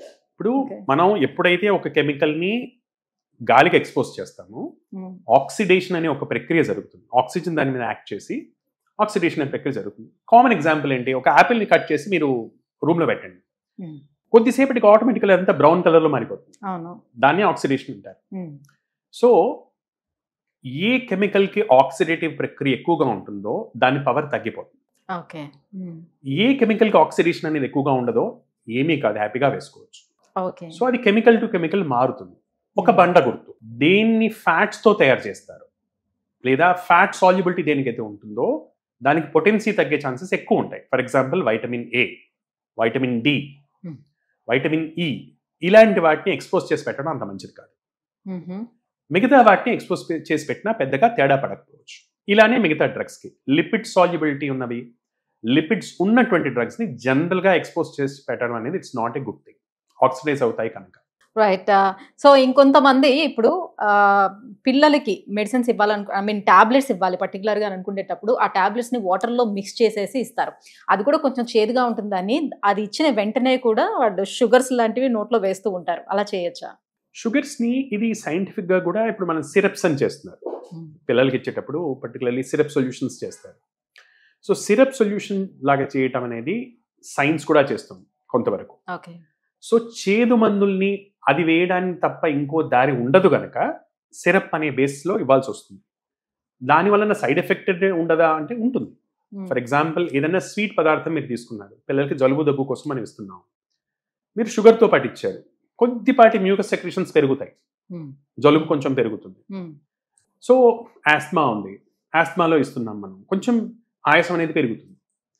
బట్ అది నెసెసరీ ఈవిల్ అంటే లేకపోతే అసలు పిల్లలు వేసుకోరు. సో చేదుని పర్టికులర్గా చేదు కానీ ఘాటుగా ఉన్న మందులను బ్యాలెన్స్ చేయడానికి మైల్డ్గా కలిపిస్తుంటారు. ఇఫ్ పాసిబుల్ లేకుండా ఇవ్వచ్చు, లేదంటే కనుక పర్టికులర్లీ పిల్లల విషయంలో కలిపించిన అట్లీస్ట్ మందు అయితే లోపలికి వెళ్తుంది కనుక దీన్ని అది కొంచెం న్యూట్రలైజ్ చేస్తుంది. రైట్. టీ కాఫీల విషయానికి వచ్చేటప్పుడు చాలా మంది టీ కాఫీలు తాగిన వెంటనే కూడా యూరిన్కి పోతూ ఉంటారు. సో వాళ్ళకి ఏంటి ఇప్పుడు షుగర్ ఉన్నట్టు అని అనుకోవాలా? కొంతమంది అంటారు మేము అలా అనుకొని టెస్టులు చేయించుకున్నా కూడా మాకు ఏమీ డిటెక్ట్ అవ్వలేదు, సో షుగర్ ఉన్నట్టుగా. ఎందుకు ఇలా అస్తమాటికి వస్తూ ఉంటుంది? టీ కానీ కాఫీ కానివ్వండి, 2 రకాలుగా యూరిన్ని ఇంక్రీజ్ చేస్తుంది. నెంబర్ 1, ఇవి డయూరిటిక్స్. టీ ముఖ్యంగా చాలా it's a very strong diuretic. అంటే లిటరల్లీ కిడ్నీని కొంచెం పిండి కొంచెం ఎక్కువ వాటర్ వచ్చేటట్టు చేస్తుంది. సో ఎక్కువ మూత్రం తయారయ్యేటట్టు చేసే గుణము టీ కాఫీల్లో ఉన్నాయి ప్రాథమికంగా. ఇది కాకుండా బ్లాడర్ యాక్టివిటీని కూడా కొంచెం యాక్టివేట్ చేస్తుంది. అంటే స్మూత్ మజిల్ని కూడా, ఫర్ ఎగ్జాంపుల్ చూడండి, టీ అనేది డయేరియాలో చాలా మంచి మందు, లూజ్ మోషన్స్ అవుతున్నాయి, చాలా మంచి మందు. అలానే ఒకళ్ళకి ఆస్మా ఉంది, వాళ్ళకి ఇట్స్ ఎ గుడ్ మెడిసిన్. అంటే స్మూత్ మజిల్ మీద దాని యాక్షన్ ఉంటుంది, స్మూత్ మజిల్ని కొంచెం రిలాక్స్ అయ్యేటట్టు చేస్తుంది. సో దాని వలన కొంచెం ఈ ప్రాస్టేట్ ప్రాబ్లమ్స్ ఉన్నటువంటి వాళ్ళు, మిగతా ఎల్డర్లీ వాళ్ళలో యూరిన్ కొంచెం ఆల్టర్ అయినట్టు, యూరిన్ సెన్సేషన్ వచ్చినట్టు అలాంటి ఇది వస్తుంది. సో దాని మజిల్ మీద యాక్షన్ వలన ప్లస్ డైరెటిక్ యాక్షన్ వలన యాక్చువల్గా అవి మూత్రం ఎక్కువ అయ్యేటట్టు చేస్తాయి. అయితే జరిగేది ఏంటంటే, రోజు మీరు 4 టీలు తాగుతున్నారు అనుకోండి, బాడీ అలవాటు పడిపోతుంది దానికి. మీరు అదే వారం రోజులు గ్యాప్ ఇచ్చి చూడండి, మళ్ళీ మీకే తెలుస్తుంది టీ తాగంగానే వెంటనే యూరిన్ వస్తుంది అని. దీన్ని టాకిఫైలాక్సిస్ అంటాం. అంటే ఒక పదార్థాన్ని మళ్ళీ మళ్ళీ తీసుకోవటం వలన శరీరం దానికి అలవాటు పడి దాని గుణం అనేది మనకు కనపడుతుంది. సో డైలీ తాగే వాళ్ళకి ఇది కనపడకపోవచ్చు, బట్ సడన్ గా మీరు డోస్ పెంచారు, లేదా చల్లబడినప్పుడు తీసుకున్నారు, లేదా స్ట్రాంగ్ టీ తీసుకున్నారు, అప్పుడు మళ్ళీ ఆ యాక్షన్ కనపడుతుంది. ఇప్పుడు జనరల్లీ మోషన్స్ అవుతుండేటప్పుడు ఘన పదార్థాలు ఏమీ తీసుకోలేము, తీసుకుంటే మళ్ళీ నేను బాత్రూమ్ పరిగెట్టాల్సి వస్తుంది, నాకు చాలా ఇబ్బంది అవుతుంది అని చెప్పి చాలా మంది ఫుడ్ని అవాయిడ్ చేస్తారు, లిక్విడ్స్ మాత్రమే తీసుకోవాలనుకుంటారు. ఆ లిక్విడ్స్లో కూడా ఇప్పుడు టీ కాఫీలు తీసుకోవద్దు, అప్పుడు చాలా ఎక్కువ ఇబ్బంది అవుతుంది అంటారు. యాజ్ వెల్ యాజ్ మజ్జిగ ఇస్తూ ఉంటారు మంచి చేస్తుందని, కానీ కొంతమంది చెప్తారు మజ్జిగ కూడా ఇవ్వకూడదు, సో దానివల్ల కూడా మోషన్స్ ఇంకా ఎక్కువ అవుతాయని అంటారు. నిజమేనా? According to modern medicine, glucose and salt కలిపినటువంటి ఏ ఫ్లూయిడ్ అన్నా సరే యాక్చువల్గా లూజ్ మోషన్స్లో హెల్ప్ చేస్తుంది. ఓఆర్ఎస్ అనేది అదే ప్రిన్సిపల్ మీద ఆధారపడింది. సూపర్ ఓఆర్ఎస్ అంటాం, దాంట్లో స్టార్చ్ అనేది యాడ్ చేస్తాం, అంటే ప్రాక్టికలీ గంజి లాంటిది యాడ్ చేస్తే అది సూపర్ ఓఆర్ఎస్ అవుతుంది. మజ్జిగలో ఇక్కడ సాల్ట్ యాడ్ చేసిన మజ్జిగలో సాల్ట్ ఉంటుంది, షుగర్స్ కొద్ది లెవెల్లో ఉంటాయి, ప్రోబయోటిక్స్ ఉంటాయి, అంటే హెల్తీ బ్యాక్టీరియా కావాల్సినటువంటి ఆహారము, అలానే కొన్ని హెల్తీ బ్యాక్టీరియా ఉంటాయి. అందువలన మజ్జిగ actually is a good thing loose motions అవుతున్నప్పుడు. బట్ మజ్జిగ అంటే మనం పెరుగుని నార్మల్గా మజ్జిగలు అంటే ఈ మధ్యలో మనం ఏం చేస్తామంటే పెరుగు తీసుకొని దాంట్లో కొంచెం నీళ్ళు వేసి ఓ చెంచాతో ఇలా తిప్పి ఇస్తాం. అది దాంట్లో ఫ్యాట్ ఉంటుంది, అది హోల్ మిల్క్ అయితే కనుక. ఫ్యాటీ ఫుడ్స్తో చేసిన, అంటే ఫ్యాట్ అన్నది డైజెస్ట్ అవ్వడానికి ఇంకా డిఫికల్ట్ లూజ్ మోషన్స్లో. సో మీరు కనుక హోల్ మిల్క్తో చేసిన మజ్జిగని ఇలా చెంచాతో ఇలా తిప్పేసి కొంచెం నీళ్ళలు పోసి తీసుకుంటే కనుక లూజ్ మోషన్స్ పెంచేటువంటి అవకాశం ఉంటుంది. వేరాజ్ మీరు చిలికి నీళ్లు కలిపి వెన్న తీసేసి అప్పుడు మజ్జిగ సాల్ట్ యాడ్ చేసేస్తే అది హెల్ప్ చేసే అవకాశం చాలా ఎక్కువ. And according to traditional sciences, ఆయుర్వేదం లాంటి శాస్త్రాల ప్రకారం మజ్జిగ is very good for loose motions. So tea కాఫీలు అయితే అవాయిడ్ చేసుకోవాలి ఆ టైంలో. మిల్క్ అనేది it's not a good thing అండి లూజ్ మోషన్స్లో. చాలా మందికి లాక్టోజ్ ఇంటాలరెన్స్ అనేది ఉంటుంది. సో లూజ్ మోషన్స్ అవుతున్నప్పుడు పాలతో చేసిన పదార్థాలు, పాలతో చేసిన టీ కానివ్వండి, పాలతో చేసిన కాఫీ కానివ్వండి, ఎక్కువ మందిలో లూజ్ మోషన్స్ని పెంచుతాయి. మజ్జిగకు ఆ గుణం ఉండదు, ఆల్దో మిల్క్ నుంచే తయారైనా, బికాస్ అది యాసిడిక్ అయింది, దాని మీద ఫర్మెంటేషన్ జరిగింది, దాని మొత్తం పీహెచ్ఏ మారిపోయింది. సో మిల్క్తో చేసిన టీ గురించి నో. టీ డికాక్షన్కి మైల్డ్ ఎఫెక్ట్ అయితే ఉంటుంది, ఇంటెస్టినల్ మూవ్మెంట్ని తగ్గించేటువంటి మైల్డ్ ఎఫెక్ట్ అయితే ఉంటుంది. సో ఎనీ టైం మధ్యాహ్నం కావచ్చు, రాత్రి కావచ్చు చాలా మందికి తినగానే మంచిగా ఒక మత్తు నిద్ర అనేది వస్తుంది. ఆ మత్తు అనేది ఆవరిస్తూ ఉంటుంది. అయితే చాలా వరకు కొంతమందికి మధ్యాహ్నం వేళ కాసేపు అలాగా కునుకు తీసామనంటే చాలా యాక్టివ్‌గా అనిపిస్తుంది. ఒకవేళ మధ్యాహ్నం పడుకోలేదు అని అంటే తలంతా పట్టేసినట్టు ఉంది, నాకు హెడేక్‌లా అనిపిస్తుంది, చాలా డ్రౌజీగా ఉందని కంప్లెయింట్ చేస్తూ ఉంటారు. మధ్యాహ్నం వేళ పడుకోవడం అనేది నిజంగా శరీరానికి మంచిదా? కాదా? అగైన్ అండి, ఇప్పుడు ఫ్రమ్ మోడర్న్ మెడిసిన్ పర్స్పెక్టివ్ ఇలాంటి ఎన్నో ఇష్యూస్ గురించి ఆన్సర్స్ వెతుకుతున్నారు వరల్డ్ ఓవర్. ఇది మంచిదా, ఇది మంచిది కాదా, ఇది ఇది ఇది అవునా, ఇది కాదా అని ఇంటెన్స్ రీసెర్చ్ వస్తుంది. మీకు ఆపోజిట్ రిజల్ట్స్ కూడా ఉన్నాయి. చిన్న చిన్న ఇష్యూ నుంచి ఇప్పుడు నీళ్ళు తాగడం మంచిదా కాదా, మనం స్టడీస్ చూస్తే కనుక ఆపోజిట్ రిజల్ట్స్ వస్తాయి. So many of these things are not completely 100% evidence based. ఇది ఇలానే అని చెప్పేటట్టు మన పరిస్థితి లేదు. ఓకే, ఇది ఒక general understanding. But if you look in to it, let's say ఆయుర్వేదం లాంటి సైన్సెస్ తీసుకుంటాం, మధ్యాహ్నం పడుకోవటం అనేది ఓన్లీ కొద్ది సిచ్యువేషన్స్లో హెల్తీ అని చెప్తాయి ట్రెడిషనల్ సైన్సెస్, మెయిన్లీ ఆయుర్వేదం లాంటి శాస్త్రాలు. ఎప్పుడు చిన్నపిల్లలకి, పెద్దవాళ్ళకి, అంటే మోర్ దెన్ 70 years వాళ్ళకి, రిటైర్డ్ లైఫ్ ఉన్నటువంటి వాళ్ళకి, ఎండాకాలంలో ప్రెగ్నెంట్ ఉమెన్, అంటే ఎవరి స్టామినా అయితే తక్కువ, ఎవరికైతే శరీరం కొంచెం వీక్గా ఉంటుంది, బలహీనంగా ఉంటుందో వాళ్ళకి మధ్యాహ్నం రెస్ట్ పడుకోవడం అనేది హెల్తీ. నార్మల్ వాళ్ళకి మధ్యాహ్నం పడుకోవడం అనేది లావుని పెంచుతుంది అని చెప్తుంది. మెయిన్గా తిని పడుకుంటే one of the షూరెస్ట్ way to, అంటే ఎవరన్నా నిజంగా లావు కావాలి అనుకుంటే రోజు తినిపించి పడుకోబెడితే వాళ్ళు లావు అవుతారు అని చెప్తున్నారు. సో లావు పెరగటం వల్ల వచ్చేటువంటి మెటబాలిక్ డిజార్డర్స్, అంటే షుగర్ కానివ్వండి, బీపీ కానివ్వండి, హార్ట్ ప్రాబ్లమ్స్ కానివ్వండి, ఇవన్నీ పెరిగే ఛాన్సెస్ ఎక్కువగా ఉంటాయి తిని పడుకుంటే. తిన్న వెంటనే నిద్ర ఎందుకు వస్తుంది? ఇక్కడ రెండు రీజన్స్.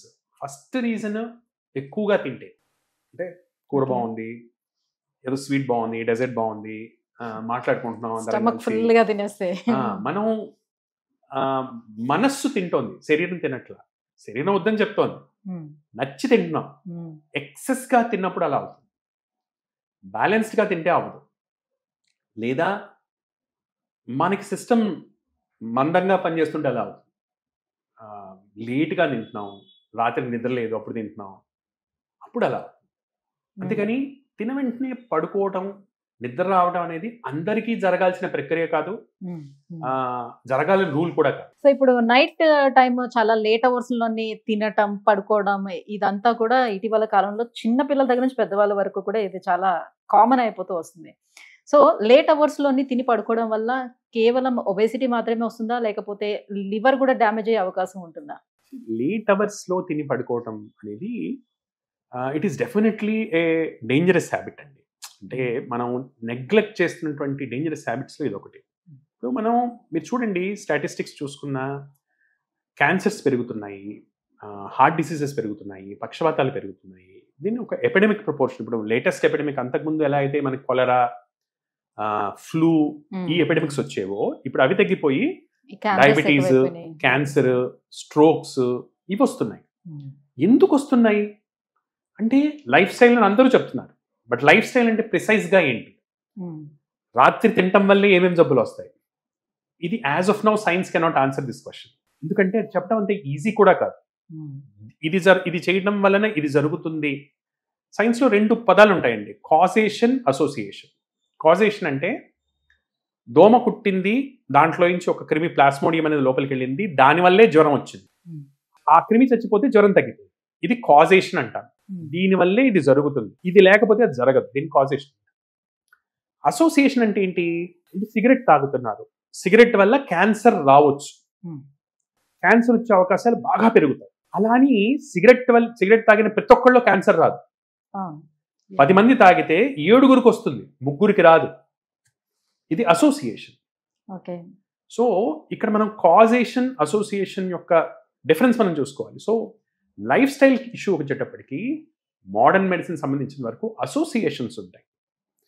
లేట్గా తినేవాళ్ళు, లేట్గా లైఫ్ స్టైల్ ఇర్రెగ్యులర్గా ఉన్న వాళ్ళు, ఈ మధ్యలో జరుగుతున్నటువంటి స్టడీస్లో తెలుస్తుంది ఏంటంటే వీళ్ళలో బీపీ ఎక్కువగా ఉంటుంది, వీళ్ళకి హార్ట్ అటాక్స్ వచ్చే ఛాన్సెస్ ఎక్కువగా ఉంటాయి, వీళ్ళకి పక్షవాతాలు వచ్చేటువంటి ఛాన్సెస్ ఎక్కువగా ఉంటాయి అని చెప్తున్నారు. మనకి లివర్తో అసోసియేషన్ ఉందా? Not very clear.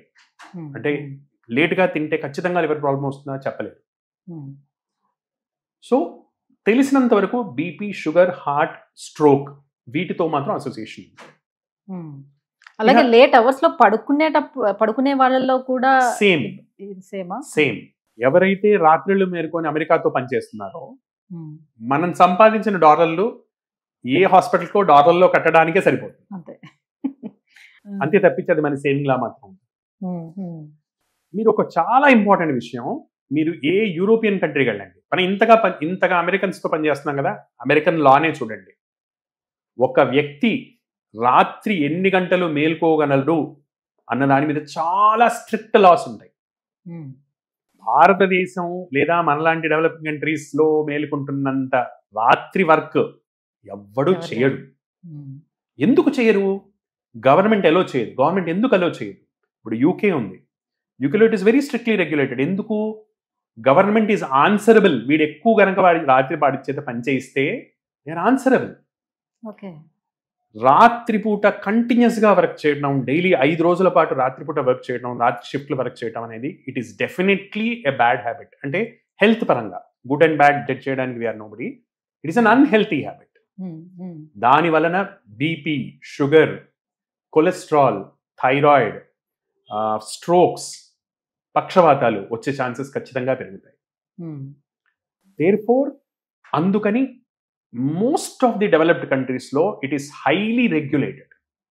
అన్ఫార్చునేట్లీ మన దగ్గర హెల్త్ రెగ్యులేషన్స్ అనేవి చాలా తక్కువ కాబట్టి, ప్రజలకు తెలియదు కాబట్టి ఇలా అయిపోతుంది. రైట్. సో అలానే కూర్చొని జాబ్ చేసేవి ఇప్పుడు చాలా ఎక్కువైపోయినాయి, డెస్క్ జాబులు చాలా ఎక్కువయ్యాయి. సో యాక్టివిటీ అనేది చాలా తగ్గిపోయింది శరీరానికి. సో ఒక రోజులో ఎన్ని గంటల పాటు కంటిన్యూస్గా కూర్చొని పని చేయటం వల్ల ఈ సైలెంట్ డిసీజెస్, ఎలాంటి సైలెంట్ డిసీజెస్ వచ్చే ఛాన్సెస్ ఉంటాయి? సెడెంటరీ లైఫ్ స్టైల్, ఎక్కువగా కూర్చోవటం అనేది ఆబ్వియస్లీ వెయిట్ గెయిన్ కానివ్వండి, వెయిట్ గెయిన్తో వచ్చేటువంటి ప్రాబ్లమ్స్కి, మెటబాలిక్ సిండ్రోమ్ అంటాం, బీపీ అంటాం, కొలెస్ట్రాల్ అంటాం, షుగర్ అంటాం, క్యాన్సర్స్ అంటాం, ఇవన్నీ ఒకటే గ్రూప్ అండి. సో ఈ అన్ని గ్రూప్స్కి సెడెంటరీ లైఫ్ స్టైల్ తోటి ఖచ్చితమైన రిలేషన్షిప్ ఉంది. దిస్ ఇస్ నోన్, ఇట్లా డౌట్ లేదు. అయితే ఎన్ని గంటలు ఇస్ రిలేటివ్. ఒక జనరల్ రూల్ ఏంటంటే యాక్చువల్గా 20 minutes తర్వాత కొంచెమన్నా లేచి నడవాలి, ఫిజికల్ యాక్టివిటీ ఉండాలి అనేది ఒక general rule. Maximum is 45 minutes. 45 నిమిషాల తర్వాత కొద్దిగా లేచి నడిచి there should be some kind of activity. ఈ రూల్ మనకి ఎక్కడ చెప్తాం? మెయిన్లీ సర్వైకల్ స్పాండిలోసిస్ ఉంది ఎవరికన్నా, వాళ్ళకి మనం చెప్తాం ఇది రూల్ ఆఫ్ 20 అని చెప్తాం. 20 నిమిషాల కంటే అలానే కూర్చోవద్దు, తలని ఒకటే పొజిషన్లో పెట్టద్దు, 20 seconds పాటు మళ్ళీ దూరం చూడాలి, ఇటువంటి విషయాలు చెప్తాం. So in general prolonged sitting for many days is not a healthy habit అండి. అయితే దాన్ని యూ కెన్ కంపెన్సేట్ ఇట్. ఇప్పుడు వర్క్ వల్ల తప్పదు, చాలా ప్రొఫెషన్స్లో అలానే కూర్చోవాల్సి ఉండాల్సి వస్తుంది. సో వాళ్ళు if they resort exercise, daily రొటీన్లో 30 నుంచి 45 నిమిషాల పాటు వ్యాయామం చేయటం వలన ఈ రిస్క్ని మనం మిటిగేట్ చేసుకోవచ్చు. వాట్ ఎవర్ రిస్క్ ఈస్, కూర్చోవటం వల్ల వచ్చే అన్ని రిస్కులు కూడా వ్యాయామం చేయటం వల్ల తగ్గుతాయి. ఆ వ్యాయామం అనేది రెగ్యులర్గా ఉండాలి. వారానికి కనీసం 150 నిమిషాలు లేదా రోజుకి 30 నిమిషాలు చొప్పున వారానికి 5 రోజులున్న పాటు వ్యాయామం చేయటం వల్ల దానిలో వచ్చినటువంటి రిస్క్ని మనం మిటిగేట్ చేసుకోవచ్చు. సో ఇప్పుడు మన లైఫ్లోనే చాలా చిన్న చిన్న జబ్బులు ఏవో ఒకటి వస్తూ ఉంటాయి. సో సిమ్టమ్స్ మనకి చిన్న చిన్నవి తెలిసినప్పటికీ కూడా చాలా ఇగ్నోర్ చేస్తూ ఉంటాము. ఆ పర్వాలేదులే, ఏం కాదు, సో ఇవి చిన్న చిన్న ప్రికాషన్స్ తీసుకుంటే తగ్గిపోతాలే అన్నట్టు ఇగ్నోర్ చేస్తూ ఉంటాము. సో ఫర్ ఎగ్జాంపుల్ మనకి లాంగ్ టర్మ్ నుంచి ఎప్పటి నుంచో మనకి గొంతు దగ్గు వస్తుందని అనుకుందాం, లేదనంటే కపల్ లాంటిది ఏదైనా కొంచెం కొంచెం పడుతున్నా కూడా ఏం కాదు, మన సొంత ట్రీట్మెంట్ ఇంట్లో ఏదో ఒకటి ట్రీట్మెంట్ తీసుకుంటూ ఇగ్నోర్ చేస్తుంటాం. సో అది జనరల్గా అది అలర్జీ ప్రాబ్లం అని అనుకోవచ్చా, లేకపోతే ఇంకేదైనా డిసీజ్కి దారి తీసే అవకాశం ఉంటుందా? అది మనకు ఒక వార్నింగ్ సైన్ లాగా భావించాలా? మళ్ళీ మళ్ళీ జలుబు దగ్గులు వస్తున్నాయి లేదా తెమడ అనేది ఫ్రీక్వెంట్గా వస్తుంది, generally allergy symptom. Very common, చాలా కామన్గా మనం చూస్తున్నాం. అది ముందు ముందు ఇంకేదైనా జబ్బుకు దారి తీస్తుందా అన్నది ఇట్ ఈస్ నాట్ అంత పెద్ద రిస్క్ ఫ్యాక్టర్ అని నేను అనుకోను పర్సనల్లీ. బట్ ఒక విషయం ఏంటంటే అలర్జీకి కొంతమందిలో పెరిగే ఛాన్సెస్ ఉంటాయి. పర్టికులర్లీ ఎవరి ఫ్యామిలీలో అయితే ఆస్మా ఉందో, తల్లిదండ్రులకి క్లోజ్ కజిన్స్లో ఆస్మా ఉన్న వాళ్ళలో అలర్జీలా స్టార్ట్ అయింది, progress over period of time asthma దాకా వెళ్ళవచ్చు. సో ఇన్ జనరల్ మాటి మాటికి జలుబు దగ్గు వస్తున్నా, గొంతు మాటి మాటికి సవరించుకోవాల్సి వస్తున్నా, అది సైనస్ ప్రాబ్లం ఉన్నట్టు. పోస్ట్ నేజల్ డ్రిప్ అంటాం. అంటే లోపల నుంచి చిన్న సెక్రీషన్స్ వచ్చి గొంతుని ఇరిటేట్ చేస్తుంటాయి. సో కామన్గా సైనసైటిస్ లక్షణం అది. సైనసైటిస్ అనేది జనరల్గా 100% అలర్జీ వల్ల వస్తుంది, మళ్ళీ మళ్ళీ వచ్చే సైనసైటిస్. అలా కాకుండా ఎప్పుడన్నా ఒకసారి వచ్చేది వైరల్ ఇన్ఫెక్షన్స్ వల్ల కానీ, బ్యాక్టీరియల్ ఇన్ఫెక్షన్స్ వల్ల కానీ, రేర్గా ఫంగల్ ఇన్ఫెక్షన్స్ వల్ల వస్తుంటుంది. సో మాటి మాటికి వస్తుంటే కనుక అలర్జీస్ ఉన్నట్టు. అలర్జీస్ కాజెస్ కూడా మన చుట్టుపక్కలే ఉండొచ్చు. మన ఇంట్లో ఉన్నటువంటి దుమ్ము కానివ్వండి, బొద్దింకలు కానివ్వండి, ఇంటి చుట్టుపక్కల పెరిగే ఈ పార్థీనియం అనేటువంటి మొక్కలు కానివ్వండి, ఇంట్లో పెంచుకునే జంతువులు, డాగ్స్ కానివ్వండి, క్యాట్స్ కానివ్వండి, అలానే పిజిన్స్ కానివ్వండి, పావురాలు వేసేటువంటి రెట్టలు కానివ్వండి, ఇంట్లో ఉన్న దుమ్ము కానివ్వండి, మనం పడుకునే దిండలో ఉన్న దుమ్ము కానివ్వండి, ఏళ్ల తరబడి మన రూమ్స్లో మన పరుపులో ఉన్నటువంటి దుమ్ము కానివ్వండి, వీటి వల్ల అలర్జీస్ కామన్గా వస్తుంటాయి. సో మన పడుకునే మంచాన్ని, పడుకునే పరుపుని, దిండుని రెగ్యులర్గా మనం ఇవి చేసుకోవటం, వాక్యూమ్ సక్షన్ చేయటం, వాక్యూమ్ క్లీనింగ్ చేయటం, బెడ్రూమ్ని క్లీన్గా పెట్టుకోవటం, డస్టీ ఆర్టికల్స్ని దగ్గర రానివ్వకపోవటం, డస్ట్ని నీట్గా పెట్టుకోవటం. అలానే ఈ పార్థినియం లాంటి మొక్కలు, కాంగ్రెస్ గ్రాస్ అంటారు, చిన్న చిన్న తెల్ల తెల్ల పూలతో వస్తాయి. అవి అలర్జీని ఇండ్యూస్ చేయడంలో చాలా నటోరియస్. అటువంటి మొక్క ఎక్కడ పడితే అక్కడ పెరుగుతుంటుంది. సో దాన్ని పీకించేసేయటం, పెట్స్ని హెల్తీగా ఉంచుకోవటం, ఇవన్నీ మనం చేస్తే కనుక అలర్జీస్ తగ్గుతాయి జనరల్లీ. అలానే మన గట్ హెల్త్ కి అలర్జీ కూడా రిలేషన్షిప్ ఉంది. వర్మ్స్ అనేవి ఉంటాయి కొన్ని. ఈ వర్మ్స్ వలన కూడా అలర్జీస్, రకరకాల అలర్జీస్, ఇస్నోఫిలియాస్ వస్తుంటాయి. సో ఎక్కడ పడితే అక్కడ తింటాం, ఏది పడితే అది తినేయటం, this is another cause for allergies which are treatable. అంటే ఒకప్పుడు చక్కగా మట్టిలోకి వెళ్ళి బాగా ఆడుకొని వచ్చేవాళ్ళం కదా, సో అప్పుడు ఏం అయ్యేది కాదు. కానీ ఇప్పుడు మట్టిలో కూడా పిల్లల్ని పంపించట్లేదు, చాలా హైజీన్ అని మెయింటైన్ చేయాలని చూస్తున్నారు. అయినప్పటికీ కూడా వాళ్ళు సిక్ అవుతా వస్తున్నారు. ఎందుకని? యాక్చువల్లీ దీని గురించి one school of thought is hyper immunisation అంటామండి. అంటే యాక్చువల్లీ మట్టిలో ఆడుకునే పిల్లలకి అలర్జీస్ తక్కువ వస్తాయి. ఎందుకంటే ఆల్రెడీ ఎక్స్పోజర్ అయిపోతుంది వాళ్ళకి రకరకాల బ్యాక్టీరియాస్ తోటి. సర్వైవల్ ఆఫ్ ద ఫిట్టెస్ట్ అంటాం. ఇప్పుడు మీరు దుమ్ము ధూళిలో పడేశారు, ఈదర్ వాటితో ఫైట్ చేసి బ్రతకాలి, లేదా ఆ ఇన్ఫెక్షన్తో పోవాలి ప్రాక్టికల్గా. అంటే ప్రతి చిన్న కణానికి లెవెల్లో మనం ఆలోచిస్తే కనుక. దేర్ ఫోర్ యాక్చువల్లీ బాగా మట్టిలో దుమ్ములో ఆడుకునే వాళ్ళలో యాక్చువల్లీ అలర్జీస్ తక్కువ ఉంటాయి. నీట్గా పెరిగి ఎప్పుడో ఒకసారి దుమ్ములో వెళ్ళే వాళ్ళకి అలర్జీస్ వస్తాయి. బికాజ్ ఆ ఎక్స్పోజర్ అనేది సడన్ గా జరుగుతుంది. రైట్. సో ఇప్పుడు హెడేక్ వచ్చిందని అంటే ఒకేలా నార్మల్గా హెడేక్ వచ్చిందని ఏదో ఒక పెయిన్ కిల్లర్ వేసేసుకొని అట్లాగా కాలం గడిపేస్తూ ఉంటారు. బట్ హెడేక్ అనేది ఎప్పుడు సీరియస్గా తీసుకోవాల్సిన అవసరం ఉంటుంది.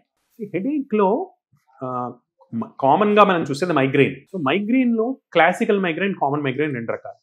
క్లాసికల్ మైగ్రెయిన్ అంటే ఒకే తరఫు వచ్చేటటువంటి నొప్పి, రైట్ సైడ్ కావచ్చు, లెఫ్ట్ సైడ్ కావచ్చు, మారుతుండొచ్చు. హెడేక్ వచ్చినప్పుడు లైట్స్ చూసినా, సౌండ్స్ విన్నా చిరాగ్గా ఉండి, చీకటి గదిలో ప్రశాంతంగా పడుకోవాలని అనిపిస్తుంటే, తినకపోతే హెడేక్ వస్తుంది, ఆలోచిస్తే హెడేక్ వస్తుంది, టెన్షన్ పడితే హెడేక్ వస్తుంది. ఇది క్లాసికల్ మైగ్రెయిన్ అండి. ఇది ప్రాణాంతకం కాదు, ఇబ్బంది పెడుతుంది, చాలా ఇబ్బంది పెడుతుంది. కానీ it is not a killer disease. ఇబ్బంది పెట్టే హెడేక్స్ ఏంటి? పొద్దున లేవంగానే తల నొప్పిగా ఉంది, అది బీపీ వల్ల వచ్చే నొప్పి కావచ్చు, particularly occipital headaches. Early morning వచ్చేటువంటి హెడేక్స్, ఏం టెన్షన్ లేవు, నిద్రపోయి లేచాను, పొద్దున్న లేవంగానే హెడేక్ వస్తుంది, బీపీ చెక్ చేసుకోవాలి. నెంబర్ 2, రోజులు గడుస్తున్నా కొద్దీ హెడేక్ పెరిగిపోతుంది. స్టార్ట్ అయినప్పుడు లెట్స్ ఏ పెయిన్ స్కేల్ అని మీరు వినే ఉంటారు, 1 to 10 పెయిన్ స్కేల్ అంటారు. అంటే worst pain 10, least pain 0. Start అయినప్పుడు ఏ 4-5 దగ్గర ఉన్న పెయిన్ పోను ఇంకా పెరుగుతుంది, విత్ టైం ఇంకా పెరుగుతుంది. నొప్పితో పాటు వేరే లక్షణాలు కనపడుతున్నాయి. మాట కొంచెం తొందరగా వస్తుంది, చూపు మందగిస్తుంది, చేతిలో వీక్నెస్ వస్తుంది. అప్పుడు ఇట్ ఇస్ ఎమర్జెన్సీ సైన్. ఇంకోటి, కూర్చుంటే తలనొప్పి పెరుగుతోంది, పడుకుంటే తగ్గుతోంది, లేదా పడుకుంటే పెరుగుతోంది, కూర్చుంటే తగ్గుతోంది. ఇలా పాస్చరల్ వేరియేషన్స్ వల్ల వస్తున్నటువంటి మార్పులు ఇవన్నీ కూడా బ్రెయిన్ లో ప్రెషర్ పెరిగితే ఇలాంటి లక్షణాలు కనబడతాయి. రేజ్డ్ ఇంట్రాక్రేనియల్ టెన్షన్ అంటాం. వీటితో వచ్చే తలనొప్పులు we should be very very cautious. ఎందుకంటే అవి బ్రెయిన్ ట్యూమర్స్ అవ్వచ్చు, సింపుల్ మెనింజోమా కావచ్చు, బ్రెయిన్ కి సంబంధించినటువంటి క్యాన్సర్ కావచ్చు. సో ఎప్పుడైతే హెడేక్ ఎటువంటి కాజెస్ లేకుండా వస్తుందో, పోను ఇంకా వర్సన్ అవుతుందో, దానితో పాటు అదనపు లక్షణాలతో వస్తుందో, నరాల వీక్నెస్ కానీ, చూపులో వీక్నెస్ కానీ ఇటువంటి లక్షణాలతో వస్తుందో, పొజిషన్ తోటి మారుతుందో, ఇలాంటి లక్షణాలు ఉన్న హెడేక్ని ఎప్పుడూ నెగ్లెక్ట్ చేయకూడదు. వెంటనే దానికోసం స్కాన్ చేయించుకోవటం ఇలాంటి అవసరం. క్లాసికల్ మైగ్రేన్ లక్షణాలు ఉన్నటువంటి వాళ్ళకి స్కాన్స్ అవసరం లేదు. సో ఇప్పుడు జ్వరం విషయానికి వచ్చేటప్పటికల్లా అసలు డాక్టర్ దగ్గరికి రావడం అనేది ఒక 5-6 డేస్ తర్వాత వస్తారు. దానికన్నా బిఫోర్ మీరు హాస్పిటల్కి వెళ్ళినా కూడా డాక్టర్ అదే డోలా ఇస్తారు, పారాసిటమాల్ ఇస్తారు, అదేదో నేనే వేసుకుంటాను అని.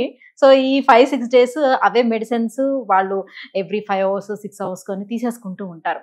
సో ఇది ఎంతవరకు కరెక్ట్ అంటారు? దీనివల్ల ఏమైనా ఫ్యూచర్లో ఇబ్బందులు వచ్చే అవకాశం ఉంటుందా ఈ పెయిన్ కిల్లర్స్ కంటిన్యూస్గా అలా తీసుకోవటం వల్ల? అసలు 3 days తర్వాత జ్వరం తగ్గలేదా అని అంటే ఇమీడియట్గా వచ్చి కన్సల్ట్ అవ్వాల్సిన అవసరం ఉంటుందా? ఇది వెరీ డేంజరస్ హ్యాబిట్ అండి. ఇప్పుడు ఏ పారాసిటమాల్ వేసుకున్నారు పర్వాలేదు, కానీ మన వాళ్ళు అంతతో ఆగట్లా. మెడికల్ షాప్కి వెళ్ళి మంచి యాంటీబయాటిక్ ఇవ్వని అడుగుతారు, లేదా మెడికల్ షాప్ వాళ్ళే చెప్తారు ఇది వేసుకోండి యాంటీబయాటిక్, ఆ డాక్టర్ గారు ఎలాగైతే రాస్తారు వేసుకోండి అంటారు. సో డాక్టర్స్ తరఫు నుంచి, పేషెంట్స్ తరఫు నుంచి, మెడికల్ షాప్స్ తరఫు నుంచి rampant abuse of antibiotic. First of all చాలా మందికి తెలియాల్సింది ఏంటంటే, జ్వరము బ్యాక్టీరియా వల్ల వస్తేనే యాంటీబయాటిక్ పనిచేస్తుంది. మెజారిటీ ఆఫ్ ఇన్ఫెక్షన్స్ వైరస్ వల్ల వస్తాయి, దానికి యాంటీబయాటిక్ రోలే లేదు. యాంటీబయాటిక్లు మనం కిలోలు వేసుకున్నా కూడా మనకు వచ్చే లాభమే ఉండదు. డాక్టర్లు మరీ బిజీగా ప్రాక్టీస్లో ఉండన్నా రాస్తారు, లేక తెలియక రాస్తారు, లేదా ఆర్ఎంపీలు రాస్తారు. ప్రాపర్గా చదువుకున్న వాళ్ళు వైరల్ ఇన్ఫెక్షన్స్లో యాంటీబయాటిక్స్ రాయరు. యాంటీబయాటిక్స్ ఇష్టం వచ్చినట్టు ఎడాపెడా వాడటం వలన జరిగే నష్టం ఏంటంటే, నిజంగా ఈ జబ్బు ముదిరిగా హాస్పిటల్కి వెళ్లాల్సి వస్తే ఏ 50 రూపాయల మందు పనిచేయదు, 5,000 రూపాయల మందే పనిచేస్తుంది. ఇక్కడ సేవ్ చేసిన ప్రతి ఒక్క రూపాయి 2 రోజుల అడ్మిషన్ల మొత్తం బ్యాలెన్స్ అక్కడికక్కడ అయిపోతుంది. ఆల్రెడీ మన దగ్గర భారతదేశం అనేది ప్రపంచం అంతా కూడా దీన్ని ఎక్స్ట్రీమ్ డ్రగ్ రెసిస్టెన్స్కి లేదా డ్రగ్ రెసిస్టెంట్ బ్యాక్టీరియాకి మంది క్యాపిటల్ అని ఘోషిస్తున్నాయి అన్ని. కొన్ని రోజుల క్రితం మంది హెల్త్ ఇండస్ట్రీ వ్యాప్తి చెందుతుంటే మెయిన్గా యూరోపియన్ కంట్రీస్, అమెరికన్ కంట్రీస్ పెట్టినటువంటి కామెంట్ ఏంటంటే, వీళ్ళ యాంటీబయాటిక్ రెసిస్టెన్స్, ఒక్క ఇన్ఫెక్షన్ వచ్చినట్టు చచ్చిపోతారు, యాంటీబయాటిక్ లేవు వాళ్ళకి అని చెప్పారు. Which is actually true. మన దగ్గర రెగ్యులేషన్ ఎంత తక్కువగా ఉందంటే, దీనికి మెయిన్ రీజన్ ఏంటంటే మన వాళ్ళు ఇష్టం వచ్చినట్టు యాంటీబయాటిక్లు వేసుకోవడం. So first of all antibiotic అంటే ఏంటి, ఎక్కడ పనిచేస్తుంది, ఏ మోతాదులో వేసుకోవాలి, ఎంత వేసుకోవాలి, ఎన్ని రోజులు వేసుకోవాలి, ఈ జ్ఞానం 10% కూడా లేకుండా యాంటీబయాటిక్లు మింగే వాళ్ళు లక్షలు, వేలు, కోట్లలో ఉన్నారు. దీని వలన యాజ్ ఎ కంట్రీ మనం అందరం we're endangering our own lifes. ఎప్పుడైతే యాంటీబయాటిక్ యాక్చువల్లీ అవసరం అవుతుందో లైఫ్లో, అప్పుడు యాంటీబయాటిక్ పనిచేయదు. ఈ పరిస్థితికి మనం ఆల్రెడీ వచ్చాం. హైదరాబాద్లో మీరు ర్యాండమ్గా ఏదన్నా కార్పొరేట్ హాస్పిటల్లోకి వెళ్ళి 103 జనంతో వెళ్ళి అది బ్యాక్టీరియల్ ఇన్ఫెక్షన్ వస్తే ఈ మధ్యలో ఎవ్వరూ సింపుల్ యాంటీబయాటిక్స్ వాడట్లేదు, ఎందుకంటే పనిచేయట్లేదు. రైట్. అన్ఎడ్యుకేటెడ్స్ ఎవరైతే ఉంటారో వాళ్ళు ఇప్పుడు చూడొచ్చు, మనం చిన్న చిన్న గల్లీలో మీరు ఇందాక చెప్పిన ఆర్ఎంపీ డాక్టర్స్ వాళ్ళు ఉంటారు. వాళ్ళు అంటూ ఉంటారు, నేను ఎంబీబీఎస్ చదివిన డాక్టర్ దగ్గరికి వెళ్తే నేను 4 రోజులు అవుతున్నా కూడా ఈ మెడిసిన్ వాడుతుంటే నాకు తగ్గట్లేదు, బట్ ఆర్ఎంపీ డాక్టర్ దగ్గరికి వెళ్తే నాకు ఒక ఇంజెక్షన్ ఇచ్చాడు, నాకు ఇమీడియట్గా తగ్గిపోయింది. ఎలా సాధ్యం అవుతుంది? దాని వల్ల వచ్చే ఇబ్బంది ఏంటి అని చాలా బ్యూటిఫుల్ ప్రశ్న అండి. మనకి మన దేశానికి పట్టించిన ఇంకో అంటు రోగం ఈ ఇంజెక్షన్ల రోగం అండి. చాలా మంది తెలియని ఇంకో విషయం చెప్తారు.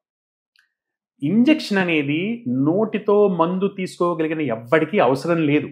ఒక పేషెంట్కి వాంతులు లేవు, విరోచన లేదు అంటే ఎటువంటి జనాన్నన్నా ఫస్ట్ ఇవ్వాల్సింది ఓరల్ యాంటీబయాటిక్స్. అన్లెస్ ఆ బ్యాక్టీరియా వాడికి కల్చర్స్ చేసి, ఆ బ్యాక్టీరియా కనుక అస్సలు దానికి టాబ్లెట్లే లేవు, ఓన్లీ ఇంజెక్టబుల్ అంటే కొన్ని యాంటీబయాటిక్స్ ఓన్లీ ఇంజెక్షన్స్లా వస్తాయి, టాబ్లెట్స్లా ఉండవు. అటువంటి బ్యాక్టీరియా అయితే తప్ప యాక్చువల్లీ దానికి అందరూ ఇంజెక్షన్ తీసుకోవాలని రూలే లేదు. నెంబర్ 1. మరి సడన్గా ఇంజెక్షన్ ఇచ్చి ఎలా తగ్గిపోతుంది అంటే, చాలామంది ఇప్పటికి కూడా హై ఫీవర్స్లో స్టీరాయిడ్స్ ఇస్తారు. స్టీరాయిడ్ అనేది ఏంటి?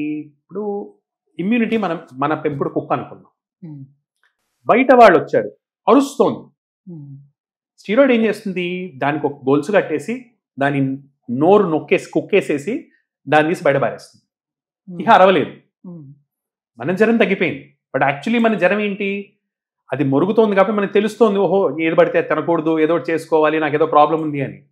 మరొకటి ఆపేసింది, ఏం తెలీదు. ఏం తెలియదు. మీకు తెలిసే నాటికి ఆ వచ్చినవాడు దొంగోడో టెర్రరిస్టో చేయాల్సిందంతా చేసేసి వెళ్ళిపోతారు. సంపూర్ణ నాశనం చేసి బయటకు వెళ్తాడు. నైస్, బాగా ఎక్స్ప్లెయిన్ చేశారు ఇది. అండ్ కొంతమంది నైట్ స్లీప్ అంతా కూడా నిద్రపోయినా కూడా మార్నింగ్ లేచిన తర్వాత ఇంకా నాకు మార్నింగ్ డే అంతా కూడా నిద్ర మత్తులా అనిపిస్తుంది, డ్రౌజినెస్ ఉంటుంది అంటే చాలా చిరాకుగా ఉంటుంది అని చెప్తుంటారు. ఇది స్లీప్ డిస్టర్బెన్స్ కిందే తీసుకోవాలా, అదర్ ఏదైనా డిసీజ్ వచ్చే ఛాన్సెస్ ఎక్కువగా ఉన్నాయని భావించాలా? దీన్ని స్లీప్ డిప్రైవేషన్ అంటారు. నిద్ర సరిగ్గా లేకపోతే, నిద్ర పట్టడం లేటుగా నిద్ర పడుతుంది. పట్టిన 11 దాకా మీటింగ్ ఉంటుంది, 12 దాకా మీటింగ్ ఉంటుంది. ఆ మీటింగ్లో బాస్ ఏదో అరుస్తాడు, వీడేదో అంటాడు, వాడేదో అంటాడు, మైండ్లో అదే తిరుగుతుంటుంది. ఏం చేయాలి ఏం చేయాలి ఏం చేయాలి. నిద్ర పట్టదు సరిగ్గా. ఏదో పడుకున్నారు, మైండ్ అంతా అదే లేచింది, లేచిన తర్వాత కూడా అలానే ఉంది. లేదా అర్ధరాత్రి 2 గుర్తుకొచ్చింది, జీతం రాలేదు, రేపు వాడికి పేమెంట్ ఎలా ఇవ్వాలి, వీడికి ఇలా ఇలా చేయాలి. ఇవే తలకాయ నొప్పులతోటి నిద్ర అనేది సరిగ్గా ఉండదు. మెలకు వచ్చేస్తుంది 2 గంటల్లో, ఇక మళ్ళీ తర్వాత నిద్ర పట్టదు. సో ఇవి సైకలాజికల్గా వచ్చేటువంటి స్ట్రెస్ వలన వస్తున్నటువంటి స్లీప్ డిప్రైవేషన్స్. ఇవి కాకుండా చాలా మంది లావుగా ఉన్నటువంటి వాళ్ళు, ఆల్కహాల్ తీసుకునేటువంటి వాళ్ళు, వాళ్ళకి ఈ ఏరియాలో కొవ్వు అనేది బాగా పెరుగుతుంది. దాని వలన గురక ఉంటుంది, ఆబ్స్ట్రక్టివ్ స్లీప్ ఎప్నియా అంటాం. సో వాళ్ళు గురక వల్ల యాక్చువల్లీ పడుకున్నా కూడా వాళ్ళకి ఆక్సిజన్ శాతం సరిగ్గా అందక, బ్రెయిన్లో బ్లడ్లో కార్బన్ డైఆక్సైడ్ శాతం పెరిగి బ్రెయిన్ అనేది రిలాక్స్ కాదు. ఎన్ని గంటలు పడుకున్నా మీరు ఇడిచిపెట్టారంటే కనుక పగటిపూట పడుకుంటూనే ఉంటారు, కూర్చొని పడుకుంటుంటారు. ఎక్కడ కూర్చుంటే అక్కడ నిద్ర వస్తుంది. ఇది ఆబ్స్ట్రక్టివ్ స్లీప్ ఎప్నియా, అదొక జబ్బు. సో ఇలా డిఫరెంట్ కేటగిరీస్ ఉండొచ్చు. స్ట్రెస్ వల్ల కావచ్చు, ఆబ్స్ట్రక్టివ్ స్లీప్ ఎప్నియా వల్ల కావచ్చు. దీనివల్ల స్లీప్ డిప్రైవేషన్ అనేది జరిగితే దానివల్ల రకరకాల హెల్త్ ప్రాబ్లమ్స్ వస్తాయి. కామన్గా మనం ఇందాక అనుకున్నటువంటి group BP, sugar, heart diseases, పక్షవాతాలు. ఇవి కాకుండా హార్ట్లో రైట్ సైడ్ బీపీ పెరగటం, పల్మినరీ ఆర్టీరియల్ హైపర్ టెన్షన్ అంటారు. సో ఇటువంటి జబ్బులు వీళ్ళకి వచ్చేటువంటి అవకాశాలు ఎక్కువగా వస్తాయి. ఇంకో ఇంట్రెస్టింగ్ జబ్బు ఫైబ్రోమయాల్జియాస్ అంటారు. అంటే ఒళ్ళంతా నొప్పులు, అన్ని పరీక్షలు నార్మల్గా ఉంటాయి, ఏ పరీక్ష చేయించుకుంటారు, ఆఖరికి వెతికి ఇక్కడ చిన్న డిస్క్ ప్రాబ్లం ఉంది, అక్కడ చిన్న డిస్క్ ప్రాబ్లం ఉంది, రకరకాల మందులు వాడి రకరకాల మసాజులు చేయించుకొని ఏది పడితే అది చేయించుకొని నొప్పులు మాత్రం తగ్గకొని వాళ్ళు ఉంటారు. ఇది స్లీప్ డిప్రైవేషన్ వలన ఫైబ్రోమయాల్జియాలో వచ్చేటువంటి నొప్పులు. So varieties of problems sleep deprivation రావచ్చు. ఒక ఇంట్రెస్టింగ్ విషయం చెప్తాను మీకు. ఆయుర్వేదం లాంటి సైన్స్ లోపల ఆహారం, నిద్ర, బ్రహ్మచర్యం అంటే సెక్స్, ఫుడ్ అండ్ స్లీప్, ఈ 3 ఫౌండేషన్స్ ఆఫ్ లైఫ్ అన్న. వీటిలో రెగ్యులేటెడ్గా ఉండటం, వీటిలో బ్యాలెన్స్గా ఉండటం, ఇవి దెబ్బతింటే లైఫ్ మొత్తం షేక్ అవుతుంది అని చెప్పారు. So sleep is a very important thing. దాన్ని మనం పడుకోవచ్చులే, 8 గంటలు పడుకుంటే ఏంటి అని, 8 అవర్స్ నిద్రపోయామా లేదా ఎప్పుడైతే ఏంటి అన్నట్టు. కరెక్ట్. అది it's a very wrong attitude అండి. ఇది కొత్తగా స్ప్రెడ్ చేస్తున్న ఇంకో మిత్. 8 గంటలు అయితే మనకేంటి. మనం మర్చిపోతుంది ఏంటంటే, మనం ఒక పెద్ద ప్రపంచంలో ఒక చిన్న భాగం. మన ప్రపంచంలో సూర్యుడు ఒక టైంకి లేస్తున్నాడు, ఒక టైంకి పడుకుంటున్నాడు. సూర్యుడితో పాటు మొత్తం ప్రపంచం ఒక టైంకి లేస్తుంది, ఇంకో టైంకి పడుకుంటుంది. మనకు వచ్చిన కొద్దిపాటి తెలివితేటలతోటి మనం ఏం చేస్తున్నామంటే దీనికి ఎగ్జాక్ట్లీ ఆపోజిట్ చేస్తాం. ఇది ఎలా ఉంటుందంటే, ఒక పెద్ద నది వెళ్తుంది అనుకోండి, ఎనర్జీ అనే ఒక కరెంట్ వెళ్తుంటే మనం ఎగ్జాక్ట్లీ ఆపోజిట్ ఈత కొడుతున్నాం. ఇక్కడ 2 విషయాలు జరుగుతున్నాయి. నేచర్ నుంచి వచ్చే ఎనర్జీ మనం తీసుకోవట్లేదు, రెండవది మన ఎనర్జీని మనం ఎక్కువ స్పెండ్ చేస్తున్నాం to do the same work. Exactly నదికి ఎదురీత కొట్టడం లాంటిది. దీని వలన మళ్ళా రకరకాల హెల్త్ ప్రాబ్లమ్స్, ఆబ్వియస్లీ మనం అనుకునే ఫేవరెట్ గ్రూప్ బీపీ, షుగర్లు, హార్ట్ ప్రాబ్లమ్స్, ఇవి వచ్చే అవకాశాలు చాలా ఎక్కువగా ఉంటాయి వీళ్ళకి కూడా. దేర్ఫోర్ టైంకి పడుకోవటం, 12 గంటల కంటే ముందు మీరు ఎన్ని గంటలు పడుకోగలిగితే మీకు అంత హెల్త్. సో తొందరగా పడుకోవటం, తొందరగా లేవటం, సన్తో పాటు పడుకోవటం, సన్తో పాటు లేవటం అనేది biologically it's makes lot of sense. ఎందుకంటే ఒక బయోలాజికల్ క్లాక్ అనేది మనలో ఉంటుంది. ఈ బయోలాజికల్ క్లాకే సెల్స్ యొక్క వైబిలిటీని డిటర్మిన్ చేస్తుంది ఈవెన్చువల్లీ. సార్, ఇప్పుడు డాక్టర్ దగ్గరికి రాగానే ఏదైనా ప్రాబ్లం వచ్చి డాక్టర్ దగ్గరికి వచ్చేటప్పుడు ఫస్ట్ కళ్ళు చూస్తారు, నాలుకని చెక్ చేస్తారు, గోర్లను చెక్ చేస్తారు, అండ్ స్కిన్ చెక్ చేస్తారు ఎలా ఉందని. సో వీటిని బట్టి మన బాడీలో ఏం జరుగుతుందని ఎలా తెలుసుకుంటారు? కళ్ళలో మనకి 2-3 విషయాలు తెలుస్తాయండి. మొదట తెలిసేది బ్లడ్ ఉందా లేదా, హిమోగ్లోబిన్ అనేది ఉందా లేదా. నెంబర్ 1. నెంబర్ 2, జాండిస్ లాంటివి ఉన్నాయా లేదా. ఇవి కాకుండా మీరు చాలా కీన్గా ఉంటే కనుక ఇంకా చాలా విషయాలు కూడా చూడొచ్చు. అంటే వేరే వైటమిన్ డెఫిషియన్సీస్ ఉన్నాయా, వైటమిన్ ఏ డెఫిషియన్సీస్ లాంటివి ఉన్నాయా, డ్రైనెస్ అనేది ఉందా, ఇలాంటి విషయాలు తెలుస్తాయి. టంగ్లో కూడా మనకు తెలిసేది అది. అంటే డైజెషన్ ఎలా ఉంటుంది, టంగ్ కోటెడ్గా ఉందనుకోండి, తింటున్న ఆహారం సరిగ్గా అరగట్లేదు అనమాట వాళ్ళకి. అలానే అనీమియా ఎలా ఉంది వాళ్ళకి. అలా సేమ్ థింగ్ జాండిస్ లాంటివి ఉన్నాయా, లైట్ జాండిస్ ఏమైనా ఉందా. గోల్డ్ని బట్టి మనం ఇప్పుడు క్లబ్బింగ్ అంటాం. అంటే కొంతమందిలో గోల్డ్ అనేవి చిలక ముక్కులాగా ఉంటాయి, ఇలా ఉంటాయి. ఓకే, దాని వలన కొన్ని జబ్బులతోటి దానికి సంబంధం ఉంటుంది. ముఖ్యంగా ఊపిరితిత్తులకు సంబంధించినటువంటి జబ్బులు, మెయిన్గా సిగరెట్ తాగే వాళ్ళు ఉన్నారు, వాళ్ళలో గోల్డ్ దగ్గర చిలక ముక్కులాగా వస్తుంది. క్యాన్సర్ వస్తున్నట్టు, క్యాన్సర్ వచ్చేటప్పుడు గోల్డ్లలో అలాంటి మార్పులు వస్తాయి. లేదా లేడీస్ ఉన్నారు, బ్లాక్ గా అవడం, గోళ్ళు బ్లాక్ గా అవుతుంటాయి కొంతమందికి. యూజువల్లీ ఫంగల్ ఇన్ఫెక్షన్స్, అలాంటి వాళ్ళు చూస్తాం. ఫంగల్ ఇన్ఫెక్షన్స్ వల్ల బ్లాకిష్ కలరేషన్, డిస్కలరేషన్ అలా వస్తుంటుంది. Plus more commoners are iron deficiency. ఇప్పుడు గోళ్ళు మాటికి చిట్లిపోతుంటాయి, ఇలా కప్పులాగా తయారవుతుంటాయి. సో ఇది ఐరన్ డెఫిషియన్సీ లక్షణం అనమాట. సో చిన్న చిన్న ఎగ్జామినేషన్స్ తోటి ఇప్పటికి కూడా కొన్ని కామన్ సెన్స్ డయాగ్నోసిస్ చేయొచ్చు. ఒక యంగ్ ఏజ్లో ఉన్నటువంటి లేడీ నీరసంగా ఉంటుంది, అస్సలు కొంచెం నడవంగానే ఆయాసం వస్తుంది అంటే మనం కళ్ళు చూసాం, హిమోగ్లోబిన్ తక్కువ ఉంది, నెయిల్స్ చూసాము, కాయిలోనెకియా ఉంది, కప్ షేప్లో ఉన్నాయి, ఆబ్వియస్గా ఐరన్ డెఫిషియన్సీ ఉన్నట్టు. సో ఓన్లీ ఐరన్ టెస్ట్ చేయించుకోవటం కానీ ఐరన్ టాబ్లెట్స్ వాడటం కానీ చేస్తే సరిపోతుంది. అయితే పోను మనకి ఏమవుతుందంటే మనం స్పెషలైజేషన్లోకి వెళ్తున్నాం. నాకు బీపీ రాగానే నేను కార్డియాలజిస్ట్లో సూపర్ స్పెషాలిటీ చేసిన వాళ్ళ దగ్గరికి వెళ్ళి చూపించుకోవాలి. మనం మర్చిపోతుంది ఏంటంటే కార్డియాలజిస్ట్ ఎప్పుడు వెళ్ళాలి, ఒక స్పెసిఫిక్ ప్రాబ్లం ఉన్నప్పుడు వాళ్ళ దగ్గరికి వెళ్ళాల్సి ఉంటుంది. బీపీని ట్రీట్ చేయడానికి ఒక MBBS doctor is sufficient. So ఒక ఎండి ఈజ్ మోర్ దెన్ క్వాలిఫైడ్. కానీ ప్రతిదానికి స్పెషలైజేషన్, ఇది హాస్పిటల్స్ అలానే ఎంకరేజ్ చేస్తున్నాయి, ప్రజలకి అది బాగుంది. దీనికి ఒక సైడ్ ఎఫెక్ట్ ఏంటంటే, ఒక స్పెషలిస్ట్ డ్యూటీ ఏంటి, 99 సార్లు ఒక కామన్ కాజ్ అయినా, ఒక్కొక్కసారి ఒక రేర్ కాజ్ అయినా, ఒక specialist duty is not to miss that 1%. Therefore specialist is constrained. అంటే వాళ్ళకి they have to look at every possibility, common or rare. ఈ సౌలభ్యం అనేది 99% మందికి లాస్, ఒకళ్ళకి గెయిన్. 100 మందికి మన పెద్దానికి మనం ఇన్వెస్టిగేట్ చేసాం అనుకోండి, 100లో ఒకళ్ళకి జబ్బుని ఎర్లీగా పికప్ చేస్తాం, 99 మందికి బిల్లులు ఎక్కువ అవుతాయి. రైట్. సో రెగ్యులర్ గా ఎవరికైనా ఇప్పుడు కాన్స్టిపేషన్ ప్రాబ్లం ఉంది అని అంటే అది వాళ్ళ తీసుకునేటువంటి డైట్ ప్రాబ్లమా, లేకపోతే వాళ్ళ హార్మోనల్ ఇష్యూస్ ఏమైనా ఉండొచ్చు అంటారా? కాన్స్టిపేషన్ అనేది కూడా రకరకాల కాన్స్టిపేషన్స్ ఉంటాయి. ఇప్పుడు మళ్ళీ కాన్స్టిపేషన్ డెఫినిషన్స్ కూడా వేరేగా ఉంటాయి. మీకు చాలా ఒక ఇంట్రెస్టింగ్ విషయం చెప్తాను. మోడర్న్ మెడిసిన్ ప్రకారం ఒక మనిషి రోజుకి 3 సార్ల నుంచి వారానికి 3 సార్ల వరకు మోషన్కి వెళ్తే సరిపోతుంది. సో కాన్స్టిపేషన్ అంటే ఏంటి, ఇంతకంటే తక్కువ అయితే కాన్స్టిపేషన్, విచ్ మీన్స్ ప్రతి 3వ రోజు ఒకసారి అవుతుంటే అది కాన్స్టిపేషన్. చాలా మందికి రోజుకి 2వ సారి వెళ్ళకపోతే కాన్స్టిపేషన్ ఉంది అనిపిస్తుంది, పర్టికులర్లీ పెద్దవాళ్ళకి. వయసు కొంచెం 55-60 దాటింది, మెజారిటీ మందికి నాకు మోషన్ ఫ్రీగా కాలేదన్న అన్న సిమ్టమ్సే ఉంటాయి. So this is one perspective. According to modern medicine వారానికి 3 సార్లు చాలు. బట్ మళ్ళీ ఆయుర్వేదం లాంటి సైన్సెస్ కొద్దాం, తిన్న ఆహారం అరిగి ఏ రోజు ఆ రోజు బయటికి వెళ్తే అదో న్యాచురల్ డిటాక్స్, వెళ్ళకపోతే అది కాన్స్టిపేషన్. మళ్ళీ ఈ కాన్స్టిపేషన్ రకరకాలు. కొంతమందికి ఏంటి, లేవంగానే అవ్వదు, టీ తాగాలి, సిగరెట్ తాగాలి, ఏదో వేడి నీళ్ళు తాగాలి, గంట తర్వాత అవుతుంది. కొంతమందికి తిన్న తర్వాత అవుతుంది, ఇది ఒక రకమైన కాన్స్టిపేషన్. ఇంకోళ్ళకి ఏంటి, మోషన్ మొదటిసారి వెళ్తే ఫ్రీగా అయినట్టు అనిపించదు, మళ్ళీ 2వసారి ఇంకా కొంచెం ఉందేమో, మళ్ళీ 3వసారి ఓకే ఇప్పుడు అయిపోయింది. ఇది ఒక రకమైన కాన్స్టిపేషన్. హార్డ్గా ఉండదు మోషన్, నార్మల్గా ఉంటుంది.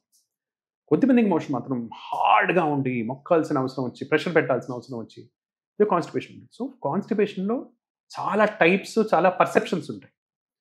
కొంతమందికి రేర్ కేసెస్ కానివ్వండి, డిస్సైనర్జియా అంటాం. అంటే వాళ్ళకి చిన్నప్పుడు కానీ, లేదా కొంతమందికి ఫిషర్ లాంటి ప్రాబ్లం వచ్చింది. ఒకసారి లైఫ్లో మోషన్కి వెళ్ళేటప్పుడు ఒక చాలా పెయిన్ఫుల్ ఎక్స్పీరియన్స్ జరిగింది. ఆ భయం వలన నెక్స్ట్ టైం నుంచి వెళ్ళాలని వాళ్ళకి అనిపించదు, ఆ భయం అడ్డుపడుతుంటుంది. మోషన్కి వెళ్ళాలని కూర్చుంటారు, భయం వల్ల ఆగిపోతుంది. లిటరల్గా ఫింగర్ పెట్టి ఎవాక్యుయేట్ చేసుకోవటం, ఫ్లష్ పెట్టి వాష్ చేసుకోవటం, అలా చేసుకుంటే తప్ప మోషన్ అవ్వదు, ఏ ప్రాబ్లం ఉండదు, ఓన్లీ ఫియర్ వల్ల. సో కాన్స్టిపేషన్లో రకరకాల వెరైటీస్ ఉంటాయి. అసలు first of all gastrointestinal transit స్లోగా అయిందా, ఫియర్ వల్ల అవుతుందా, లేకపోతే మోషన్ హార్డ్గా అవుతుందా, what variety of constipation is it అని ఇట్స్ వెరీ ఇంపార్టెంట్. కొంతమందికి ఫర్ ఎగ్జాంపుల్ కామన్ కాజెస్ చెప్తాను. టీలు బాగా తాగేవాళ్ళు ఉంటారు. Tea is a very strong constipator. So automatically టీలు తగ్గిస్తే మోషన్ ఫ్రీగా అవుతుంది.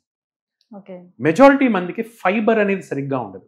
ఫైబర్ అంటే సాల్యుబుల్ ఫైబర్. ఇంత అన్నం కలుపుకుంటాం, ఇంత కూర వేసుకుంటాం. ఫైబర్ ఎక్కడి నుంచి వస్తుంది? మనంతా తెల్లబియ్యం, ఫైబర్ లేదు. సో సాల్యుబుల్ ఫైబర్ ఎక్కడి నుంచి వస్తుంది? ఆకుకూరలు, కూరగాయ ముక్కలు, నట్స్, వీటి నుంచి సాల్యుబుల్ ఫైబర్ అనేది వస్తుంది. ఈ సాల్యుబుల్ ఫైబర్ ఏం చేస్తుంది? దాంతోపాటు నీటిని తీసుకొని వెళ్ళి కోలాన్లోకి వెళ్తుంది. కోలాన్లో నార్మల్గా కోలాన్ వాటర్ అంతా అబ్జార్బ్ చేసేస్తుంది, డ్రైగా చేస్తుంది మోషన్. ఎప్పుడైతే ఫైబర్ ఉంటుందో, మెయిన్గా సాల్యుబుల్ ఫైబర్ ఉంటుందో, అప్పుడు ఆ డ్రైనెస్ అనేది తగ్గి మోషన్ అనేది ఫ్రీగా ఫామ్ అవుతుంది. సో కాన్స్టిపేషన్ రకరకాలు ఉంటాయి. అన్నిటికీ ఒకటే సొల్యూషన్ అని చెప్పలేము.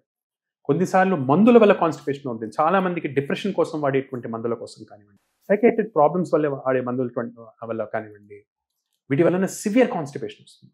కొంతమందికి హార్ట్ టాబ్లెట్స్ వల్ల కాన్స్టిపేషన్ వస్తుంది. సో వాటిలో టాబ్లెట్స్ మార్చుకుంటే తప్ప ఏం చేసినా కాన్స్టిపేషన్ తగ్గదు. సో ఇలా డిఫరెంట్ టైప్స్ ఆఫ్ సిచ్యువేషన్స్ వలన కాన్స్టిపేషన్ అనేది వస్తుంది. రైట్. సో పిల్లల విషయానికి వచ్చేటప్పుడు సార్, చాలా మంది తల్లిదండ్రులు సో ఒక ఏజ్ వచ్చేంత వరకు కూడా ఒకటే కైండ్ ఆఫ్ ఫుడ్ని పిల్లలకు పెట్టడం అనేది స్టార్ట్ చేస్తూ ఉంటారు. అయితే రసం అన్నం అని లేకపోతే పెరుగు అన్నం అని కంటిన్యూస్గా వాళ్ళకి అలవాటు చేస్తుంటారు. అది తప్ప పిల్లలు కూడా వేరేది తినరు. సో కంటిన్యూస్గా ఒకటే కైండ్ ఆఫ్ ఫుడ్ని ఇస్తుండేటప్పుడు బాడీ దాన్ని ఇగ్నోర్ చేస్తుందా? అసలు అలా ఇవ్వచ్చా, ఇవ్వకూడదా? లేదండి. పిల్లలకి మూమెంట్ అంటే మనం వీరింగ్ మొదలెట్టాం. మొదటి 6 నెలలు తల్లిపాలు, they are the best and complete nutrition. 100% తల్లిపాలే ఇవ్వాలి. ఫర్ ఎనీ రీజన్ ప్రపంచంలో ఉన్న ఇంకా ఏ సప్లిమెంట్ కానీ, ఏ ఫార్ములా కానీ తల్లిపాలు చేసేంత మేలు చేయలేదు పిల్లలకి. ఆ తర్వాత కూడా 6 months దాటిన తర్వాత కూడా పిల్లలకి పళ్ళు వచ్చాయి. అప్పటి నుంచి మనం టాప్ అప్ ఫీడ్స్ అంటాం. తల్లిపాలు తాగిపిస్తూ ఎక్స్ట్రా ఫీడ్ ఇవ్వటం చేయాల్సి వస్తుంది. 1 year వచ్చేటప్పటికి మోస్ట్ ఆఫ్ బేసిక్ టీత్ అన్ని వచ్చేస్తాయి. సో అప్పటి నుంచి ప్రాక్టికల్గా అమ్మా నాన్న తినే దాంట్లో నుంచే పెట్టొచ్చు. వాళ్ళు ఏం తింటున్నారో అన్నీ పెట్టొచ్చు పిల్లలకి. అన్ని వెరైటీస్ పెట్టాలి కూడా. ఒక ఇంట్రెస్టింగ్ విషయం ఏంటంటే, ఇప్పుడు మనం డిఫరెంట్ రుచులు అనుకుంటున్నాం. కొన్ని తీపిగా ఉంటున్నాయి, కొన్ని పుల్లగా ఉంటున్నాయి, కొన్ని ఉప్పగా ఉంటున్నాయి. యాక్చువల్లీ ఒక్కొక్క రుచి ఒక్కొక్క కెమికల్ అండి. బాడీకి కావాల్సినటువంటి ఒక టైప్ ఆఫ్ న్యూట్రియంట్. అందుకే మన వాళ్ళు ఏం చెప్పారు? షడ్రసోపేతమైన భోజనం అన్నారు. అన్ని రుచులు ఉండాలి భోజనంలో, అప్పుడే అది సంపూర్ణమైన భోజనం అన్నారు. దాన్ని ఇప్పుడు మనం బ్యాలెన్స్ డైట్ అంటున్నాం. So every kind of element ఉండాలి భోజనంలో. ఉంటేనే పిల్లలకి వాళ్ళకి కావాల్సినటువంటి న్యూట్రిషన్ కానీ, వాళ్ళకి కావాల్సినటువంటి మైక్రో ఎలిమెంట్స్ అనండి, బేసిక్ మ్యాక్రో ఎలిమెంట్స్ అనండి, అంటే ప్రోటీన్, కార్బోహైడ్రేట్, ఫ్యాట్ కానీ, ట్రేస్ ఎలిమెంట్స్ కానీ, వైటమిన్స్ కానీ, ఇవన్నీ వెరైటీతోనే వస్తాయి. ఎప్పుడైతే మనం రెస్ట్రిక్ట్ చేసి ఒకటే పెడతామో ఆబ్వియస్లీ వాళ్ళకి ఏదో రకమైనటువంటి డెఫిషియన్సీస్ ఆటోమేటిక్గా వస్తాయి. అంటే ఒక 5-6 years వరకు కూడా నాన్ వెజ్ అనేది పిల్లలకి సాధారణంగా అలవాటు చేయరు. ఎందుకనంటే వాళ్ళు డైజెస్ట్ చేసుకోలేరు అని ఇగ్నోర్ చేస్తూ ఉంటారు. నిజానికి పెట్టచ్చో పెట్టకూడదా వాళ్ళకి? అది వాళ్ళ జెనెటిక్ బ్యాకప్ బట్టి ఉంటుంది. ఇప్పుడు genetically they are use to non veg అంటే తీసుకుంటే అంత నష్టం చేయలేము.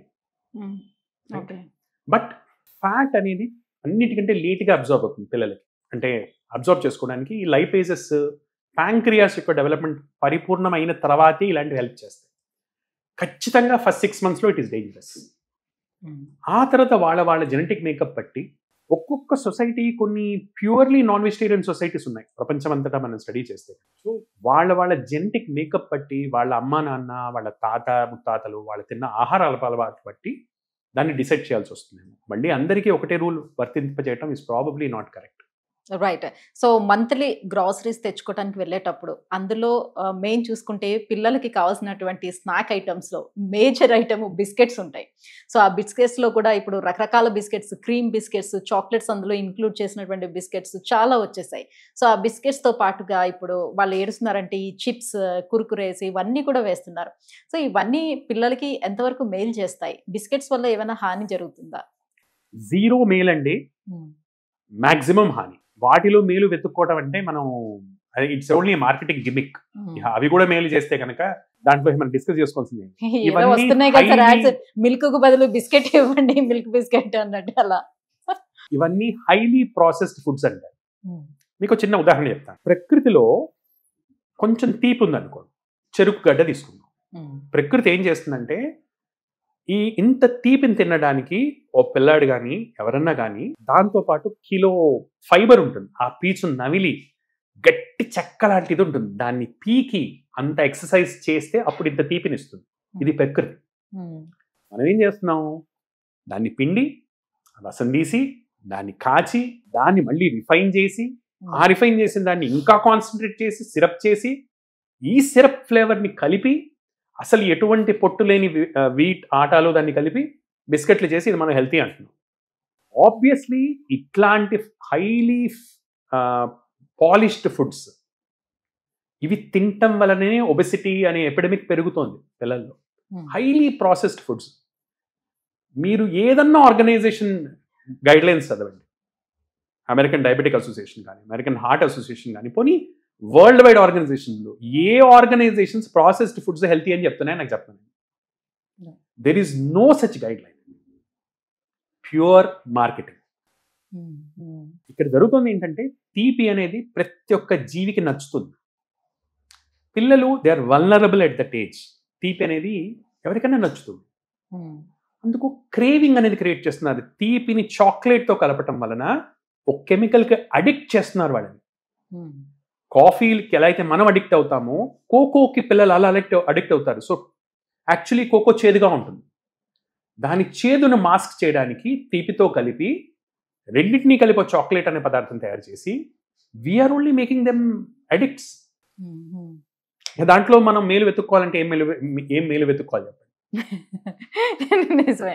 సో అంటే బాడీకి ఎలాంటి హాని చేస్తుంది అంటే చిన్నప్పటి నుంచి అది స్టార్ట్ చేశారనుకోండి, ఏ రకంగా హాని చేస్తుంది అని. చిన్నప్పుడు హైలీ ప్రాసెస్ ఫుడ్స్ తీసుకునే వాళ్ళే పెద్ద అయిన తర్వాత ఒబెసిటీ కానీ క్యాన్సర్స్ కానీ హార్ట్ ప్రాబ్లమ్స్ కానీ షుగర్ కానీ బీపీ కానీ వచ్చే ఛాన్సెస్ ఎక్కువ ఉంటాయండి. This is proven beyond doubt. దీన్ని అన్ని సిస్టమ్స్ ఒప్పుకుంటున్నాయి, దీంట్లో డౌట్ లేవు.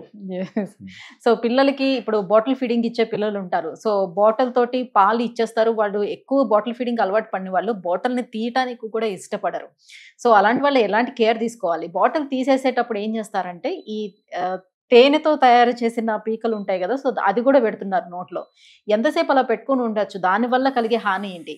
ఇవన్నీ కూడా అన్ఫార్చునేట్లీ ఏంటంటే మదర్స్ వర్కింగ్ ఉండటము, టైం ఉండకపోవటము, మదర్ ఎక్కడో ఉండటం, చైల్డ్ ఎక్కడో ఉండటం, వాళ్ళకు ఓపిక లేకపోవటం, దీనివల్ల వస్తున్నటువంటి ప్రాబ్లమ్స్ అండి ఇవన్నీ. See there is no substitute to breast milk, there is no substitute to breast feeding అండి. ఈ పీకలన్నీ కూడా మీరు తేనెతో చేయండి, ఇంకో దేనితోనే చేయండి, దాన్ని సరిగ్గా హైజీనిక్గా స్టెరిలైజ్ చేయకపోతే ఇన్ఫెక్షన్స్ కాజ్ చేస్తాయి. ఎక్కడో పెడతారు, తీసి నోట్లో పెట్టుకుంటారు. ఆబ్వియస్లీ దాని నుంచే గ్యాస్ట్రోఎంటరైటిస్లు, వాంతులు, విరేచనాలు ఇవన్నీ వస్తుంటాయి దానివల్లనే. Therefore as far as possible anything other than breastfeeding should be avoided as much as possible. ఇంకా పెద్దవాళ్ళ విషయానికి వచ్చేద్దాం. సో చాలా మంది ఇప్పుడు మనం ఇంతకు ముందు మాట్లాడుకున్నట్టుగా సో లేట్గా పడుకోవడం అలవాటు అయింది. సో పొద్దున్న మార్నింగ్ బ్రేక్ఫాస్ట్ అవాయిడ్ చేసేస్తారు, ఎప్పుడో మధ్యాహ్నం ఇంకా లంచ్ చేస్తారు. సో ఇదంతా కూడా నేను రెగ్యులర్గా చేస్తూనే ఉన్నాను, పోయేదే ఉన్నది, నాకు అలవాటు అయిపోయింది అని చెప్తూ ఉంటారు. సో ఇలా బ్రేక్ఫాస్ట్ని మిస్ చేయటం వల్ల అప్పటికప్పుడు లేదంటే లాంగ్ టర్మ్లో వచ్చేటువంటి ప్రాబ్లమ్స్ ఏంటి? ఇప్పుడు కొత్త బండి కొన్నారు, అడ్డదిడ్డంగా నడుపుతున్నారు. మొదటి 4 సంవత్సరాలు ఏం కాదండి, కొత్త బండి కాబట్టి తట్టుకుంటుంది షాక్లు. 5వ సంవత్సరం నుంచి పాటు ఊడి చేతిలోకి వస్తుంటుంది, బిల్లులు పెరుగుతుంటాయి. మన బాడీ కూడా నేచర్, భగవంతుడు మనకిచ్చిన ఒక మెషిన్. ప్రాపర్గా మెయింటైన్ చేసుకొని దాన్ని కొన్ని రూల్స్ ప్రకారం నడుస్తుంది. అది ఆ రూల్స్ ప్రకారం మెయింటైన్ చేసుకుంటే ముసలితనం అనేది ఇబ్బంది లేకుండా ఉంటుంది. లేదా ముసలితనం 45 ఏళ్లకే రావటం, దాని నుంచి రకరకాల ఇబ్బందులు రావటం ఆటోమేటిక్గా మనం చూస్తూనే ఉన్నాం. బ్రేక్ఫాస్ట్ అనేది it is the most healthy time to eat. సూర్యుడు రైజ్ అయ్యాడు, నేచర్లో ఎనర్జీ ఉంది, సర్కేడియన్ రిథమ్ స్టార్ట్ అయింది, బాడీలో ఉన్నటువంటి హార్మోన్స్ అన్నీ హైలో ఉన్నాయి, అప్పుడు బాడీ రెడీగా ఉంది. అప్పుడు తింటే అరిగి వంట పడుతుంది, బాడీకి స్ట్రెంగ్త్ ఇస్తుంది. అలా కాకుండా నాకప్పుడు నేను బిజీగా ఉన్నాను, నా టైంకి నేను తింటాను అంటే, నేను చెప్పాను కదండి నదికి ఎదురీత కొట్టినట్టు. అంటే మన క్లాక్స్ని అగెయిన్స్ట్ నేచర్ క్లాక్ మనం సెట్ చేసుకుంటే తొందరగా క్లాక్ అలసిపోతుంది. Body as a machine will fail very fast. So heavy breakfast చేయటం అనేది it's a very healthy habit. రెగ్యులర్గా బ్రేక్ఫాస్ట్ చేయటం, హెవీ బ్రేక్ఫాస్ట్ చేయడం, అది చేయని వాళ్ళకి ఆటోమేటికలీ ఏంటంటే అసిడిటీ లాంటి ప్రాబ్లమ్స్ కానివ్వండి, లేదా కొలెస్ట్రాల్ లాంటి ఇష్యూస్ కానివ్వండి, మెటబాలిక్ ప్రాబ్లమ్స్, థైరాయిడ్ లాంటి ప్రాబ్లమ్స్ కానివ్వండి, ఇవి చాలా ఎక్కువగా వస్తుంటాయి. సో ఇప్పుడు మానసిక ఆరోగ్యానికి శారీరక ఆరోగ్యానికి చాలా దగ్గర సంబంధం ఉంది అని చెప్తూ ఉంటారు. స్ట్రెస్ ఎక్కువ అయ్యేటప్పుడు ఆటోమేటిక్గా బాడీలో ఇమ్యూనిటీ పవర్ తగ్గిపోతుంది అని అంటారు. సో దీనికి దానికి సంబంధం ఏమిటి సైంటిఫిక్గా? స్ట్రెస్కి బాడీ హెల్త్కి చాలా చాలా సంబంధం ఉంటుంది. స్ట్రెస్ అనేది ఫిజికల్ స్ట్రెస్ కావచ్చు, సైకలాజికల్ స్ట్రెస్ కావచ్చు. మీరు సైకలాజికల్ స్ట్రెస్ గురించి అడుగుతున్నారు. ఇప్పుడు సైకలాజికల్ స్ట్రెస్లో మన హార్మోనల్ సెక్రీషన్స్ ఎఫెక్ట్ అవుతాయి. It is brain which has to secrete hormones అండి. పిట్యూటరీ రిలీజ్ చేసే హార్మోన్స్ బట్టి ఏసీటీహెచ్ అని ఒక హార్మోన్ రిలీజ్ చేస్తే అది కార్టిజాల్ రెగ్యులేట్ చేస్తుంది. టీఎస్హెచ్ అని ఒక హార్మోన్ రిలీజ్ చేస్తే దాన్ని బట్టి థైరాయిడ్ అనేది నడుస్తుంది. బ్రెయిన్ ఫంక్షనింగ్ బట్టి మొత్తం బాడీ ఫంక్షనింగ్ డిటర్మిన్ అవుతుంది. క్రానిక్ స్ట్రెస్ వలన ఇమ్యూనిటీలో వచ్చేటువంటి మార్పులు ఖచ్చితంగా ఉంటాయి. ఇమ్యూనిటీ అతిగా పనిచేయటం కానివ్వండి, పర్వర్స్గా పనిచేయటం కానివ్వండి, తక్కువగా పనిచేయటం కానివ్వండి. ఇప్పుడు అతిగా పనిచేయటం అంటే హైపర్ సెన్సిటివిటీ, అలర్జీస్ ఇలాంటివి. పర్వర్స్గా పనిచేయటం అంటే ఆటో ఇమ్యూనిటీస్. బాడీ తన్ని తాను కాపాడుకోకుండా తన ఓన్ కార్టిలేజ్ని, తన ఓన్ సిస్టమ్స్ని అటాక్ చేస్తుంది. దీన్ని ఆటో ఇమ్యూనిటీ అంటారు. హైపో ఇమ్యూనిటీ అంటాం. అంటే ఇమ్యూనిటీ తగ్గిపోవడం, ఇన్ఫెక్షన్స్ మాటిమాటికి వస్తుండటం, జలుబు దగ్గు తొందరగా రావటం. 3 రకాలైనటువంటి ఇమ్యూన్ డిస్ఫంక్షన్స్కి ఇన్ ప్రిన్సిపల్ లింక్ అయితే ఉంటుందండి విత్ స్ట్రెస్, సైకలాజికల్ స్ట్రెస్. ఇది కాజేషనా అసోసియేషనా అంటే మనం అనుకున్నాం కదా, అంటే it may not be directly proven దీనివల్ల ఇది అని. But you ask any practitioner, they will tell that దీనికి దానికి లింక్ అయితే ఉంటుంది. స్ట్రెస్ వచ్చినప్పుడే ఇవి పెరుగుతుంటాయి. లెట్స్ సే నిద్ర సరిగ్గా లేదు, వెంటనే జలుబు వచ్చేస్తుంది. నిద్ర ప్రాపర్గా ఉంది, పక్క వాళ్ళకి జలుబు ఉన్నా వీళ్ళకి జలుబు రాదు. అలానే సివియర్ స్ట్రెస్లో ఉన్నప్పుడు ఆటో ఇమ్యూనిటీ ఫ్లేర్ అప్ అవుతుంది. ఎస్ఎల్ఈ ఉన్నవాళ్ళు, రుమటాయిడ్ ఆర్థరైటిస్ ఉన్నవాళ్ళు చాలా మందికి ఎక్స్పీరియన్స్ ఉంటుంది. ప్రెగ్నెన్సీ తర్వాత 100 రెస్పాన్సిబిలిటీస్ వచ్చి పడతాయి. పిల్లల కోసం మేల్కోవాలి, రాత్రి నిద్ర ఉండదు, కొత్త కొత్త థింగ్స్ ఫేస్ చేయాల్సి వస్తుంటుంది, స్ట్రెస్ ఉంటుంది, వెంటనే ఆటో ఇమ్యూనిటీ ఫ్లేర్ అప్ అవుతుంది. ఇది నిజంగా దాన్ని కాస్ట్ చేస్తుందా లేదా అనేది ఇంకో డిస్కషన్. బట్ దానికి దీనికి అసోసియేషన్ అయితే ఖచ్చితంగా ఉంటుంది. అలానే హైపర్ సెన్సిటివిటీ, అలర్జీస్. స్ట్రెస్లో ఉన్న వాళ్ళకి అలర్జిక్ డిజార్డర్స్ పెరిగిపోతుంటాయి, జలుబులు దగ్గులు తొందరగా వస్తుంటాయి. సో ఖచ్చితంగా మన స్టేట్ ఆఫ్ మైండ్కి, మన స్టేట్ ఆఫ్ ఇమ్యూనిటీకి సంబంధం అయితే ఉంది. కొన్నిట్లో ప్రూవెన్, కొన్నిట్లో సస్పెక్టెడ్, మోడర్న్ మెడిసిన్కి సంబంధించిన వరకు. వేరే సైన్సెస్లో ఆయుర్వేదం లాంటి వీటిల్లో అయితే కనుక they are proven. They say that ఆయుర్వేదం ఒక బ్యూటిఫుల్ ఎగ్జాంపుల్ ఇస్తుంది మీకు. ఇప్పుడు ఒక గిన్నె ఉంది, గిన్నెలో మీరు వేడి నీళ్లు పోసారు. అప్పుడు గిన్నె ఏమవుతుంది? ఆటోమేటిక్గా వేడి అవుతుంది. వేడి నీళ్ళు అనేవి వేడి ఆలోచనలు. సో ఏ బుర్రలో వేడి ఆలోచనలు ఉంటాయి, ఆ శరీరం కూడా అలానే రెస్పాండ్ అవుతుంది. పోనీ వేడి గిన్నెలో మనం చన్నీళ్ళు పోసాం, నీళ్లు వేడి అవుతాయి. సో బాడీకి మైండ్కి ఈ రిలేషన్షిప్ ఉంటుంది. ఒకదానితో ఒకటి ఎఫెక్ట్ అవుతుంటాయి. ఇది వేడైతే అది వేడి అవుతుంటుంది, ఇది చల్లగా అవుతుంటే అది చల్లగా అవుతుంటుంది. టెంపరేచర్ వైజ్ అని కాదు, but metabolism wise.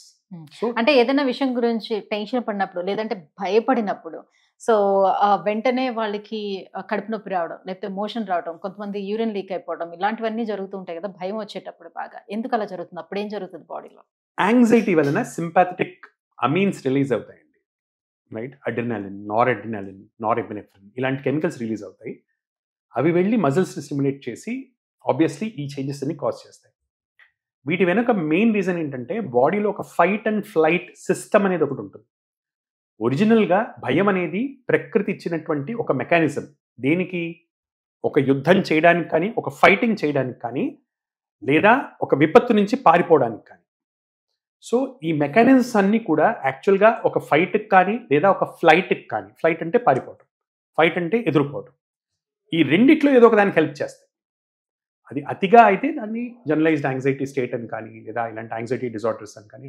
Right sir, ఇప్పుడు మన లైఫ్ స్టైల్లో ఈ ఫోన్స్ కానివ్వండి, గ్యాడ్జెట్స్ అన్నీ కూడా ఒక భాగం అయిపోయాయి. సో వీటి నుంచి బయటికి రావడం అనేది కష్టతరం అయిపోయినటువంటి ఈ తరుణంలో, సో మన ఐస్ అవి కొంచెం ఎఫెక్ట్ అవ్వకుండా ఉండటానికి మనం యాంటీ గ్లేర్ గ్లాసెస్ యూజ్ చేయండి అని చెప్తున్నారు, బ్లూ గ్లాసెస్ యూజ్ చేయమని చెప్తున్నారు.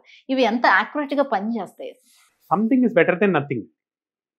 ఇవి కంప్లీట్గా ప్రివెంట్ చేస్తాయా? నో. బట్ మినిమైజ్ చేస్తాయి. ఒక లార్జ్ స్క్రీన్ వాడినా మీరు చిన్న screens are more dangerous. For example phone అంటే లైట్ ఇంటెన్సిటీ అనేది ఎక్కువగా వస్తుంటుంది దాని నుంచి. అదే బ్రాడ్ స్క్రీన్ అనుకోండి, లైట్ ఇంటెన్సిటీ అనేది డిఫ్యూజ్ అవుతుంది, స్కాటర్ అవుతుంది. సో చిన్న స్క్రీన్స్ నుంచి వచ్చే ఇంటెన్సిటీస్ ప్రొలాంగ్డ్ ఎక్స్పోజర్ ఉంటే అవి ఎక్కువ హెల్ప్ చేయలేకపోతే, బట్ ఉన్నదాన్ని కొద్ది వరకు మినిమైజ్ చేస్తాం. టెక్నాలజీని మనం వాడుతున్నప్పుడు టెక్నాలజీతో వచ్చే సేఫ్ గార్డ్స్ కూడా మనం నమ్మి వాడాల్సి వస్తుంది. నాకు టెక్నాలజీ కావాలి, సేఫ్ గార్డ్ వద్దు అంటాం, అది రకమైనటువంటి వితండవాదం.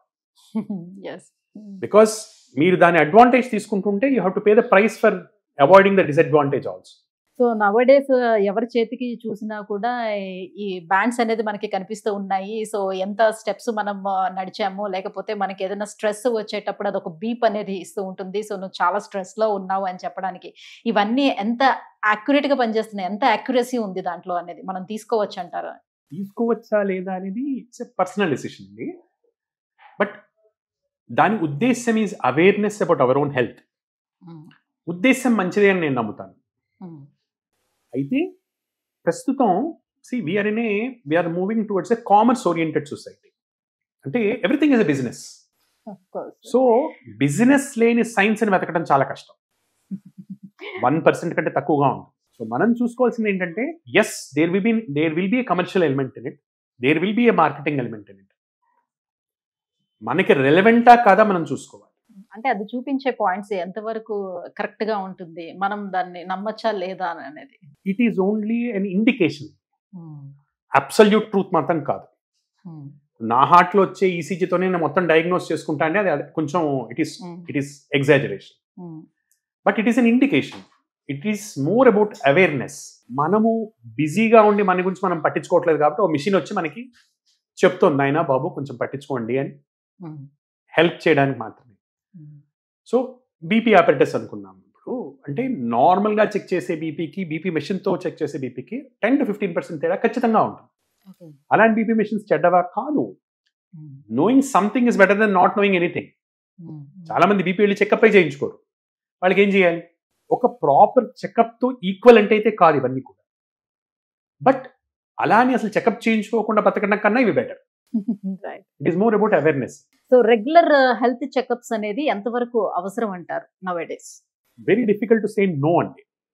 అంటే మళ్ళా అన్ఫార్చునేట్ రియాలిటీ ఏంటంటే medical science also is commercialised. So health checkup అనేది ₹1000, 800 నుంచి ₹150,000 దాకా ఉంటుంది. టోటల్ బాడీ చెకప్స్ అని, క్యాన్సర్ చెకప్స్ అని, ఇలా రకరకాల చెకప్స్ వస్తుంది.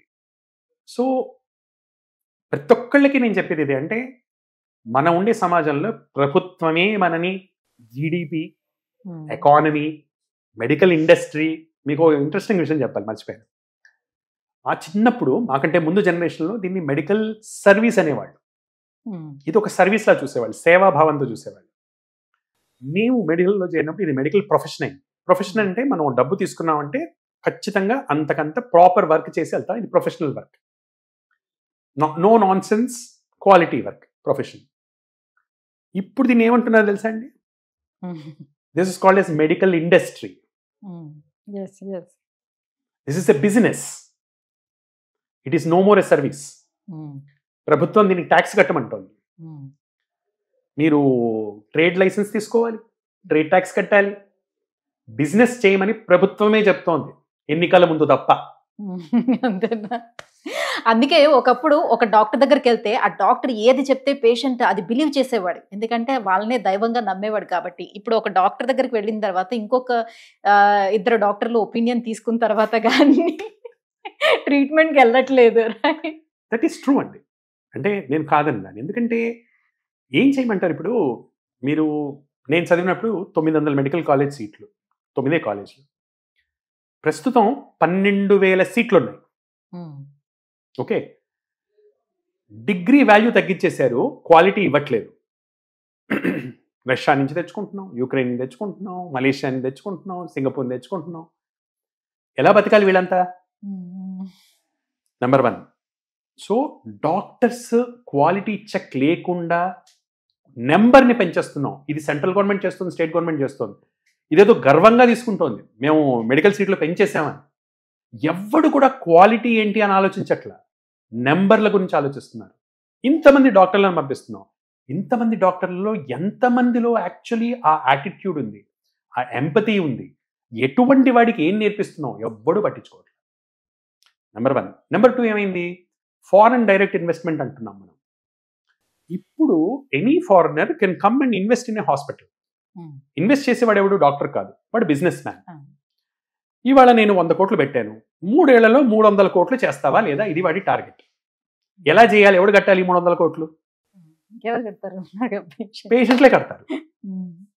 సో ఒకవైపు డాక్టర్ల అవైలబిలిటీ పెంచేసి డిగ్రీ వాల్యూ తగ్గించేసి కార్పొరేట్ స్కీల్ బొమ్మలు చేశారు వాళ్ళు. వీడు పని చేయకపోతే, వీడు సిన్సియారిటీ అన్నాడు అనుకోండి, వాడి ఇదే సొంత 10 మంది ఉన్నారు క్యూలో, 10 మంది వచ్చి కూర్చుంటారు. ఇన్వెస్ట్ చేసేవాడు డబ్బుల గురించే మాట్లాడుతున్నాడు. ఇది కమర్షియలైజ్ కాకుండా ఎలా ఆగుతుంది చెప్పండి? రియల్లీ సార్, రియల్గా మీరు సూపర్ హీరో అనే చెప్పాలి. ఎందుకంటే ఎలాంటి భయము బెరుకు అనేది లేకుండా ఉన్నది ఉన్నట్టు నిజాయితీగా అన్ని విషయాలు కూడా క్లియర్గా మాట్లాడారు. అన్ని కూడా మాకు అడిగిన డౌట్స్ అన్ని కూడా వివరించి చెప్పారు.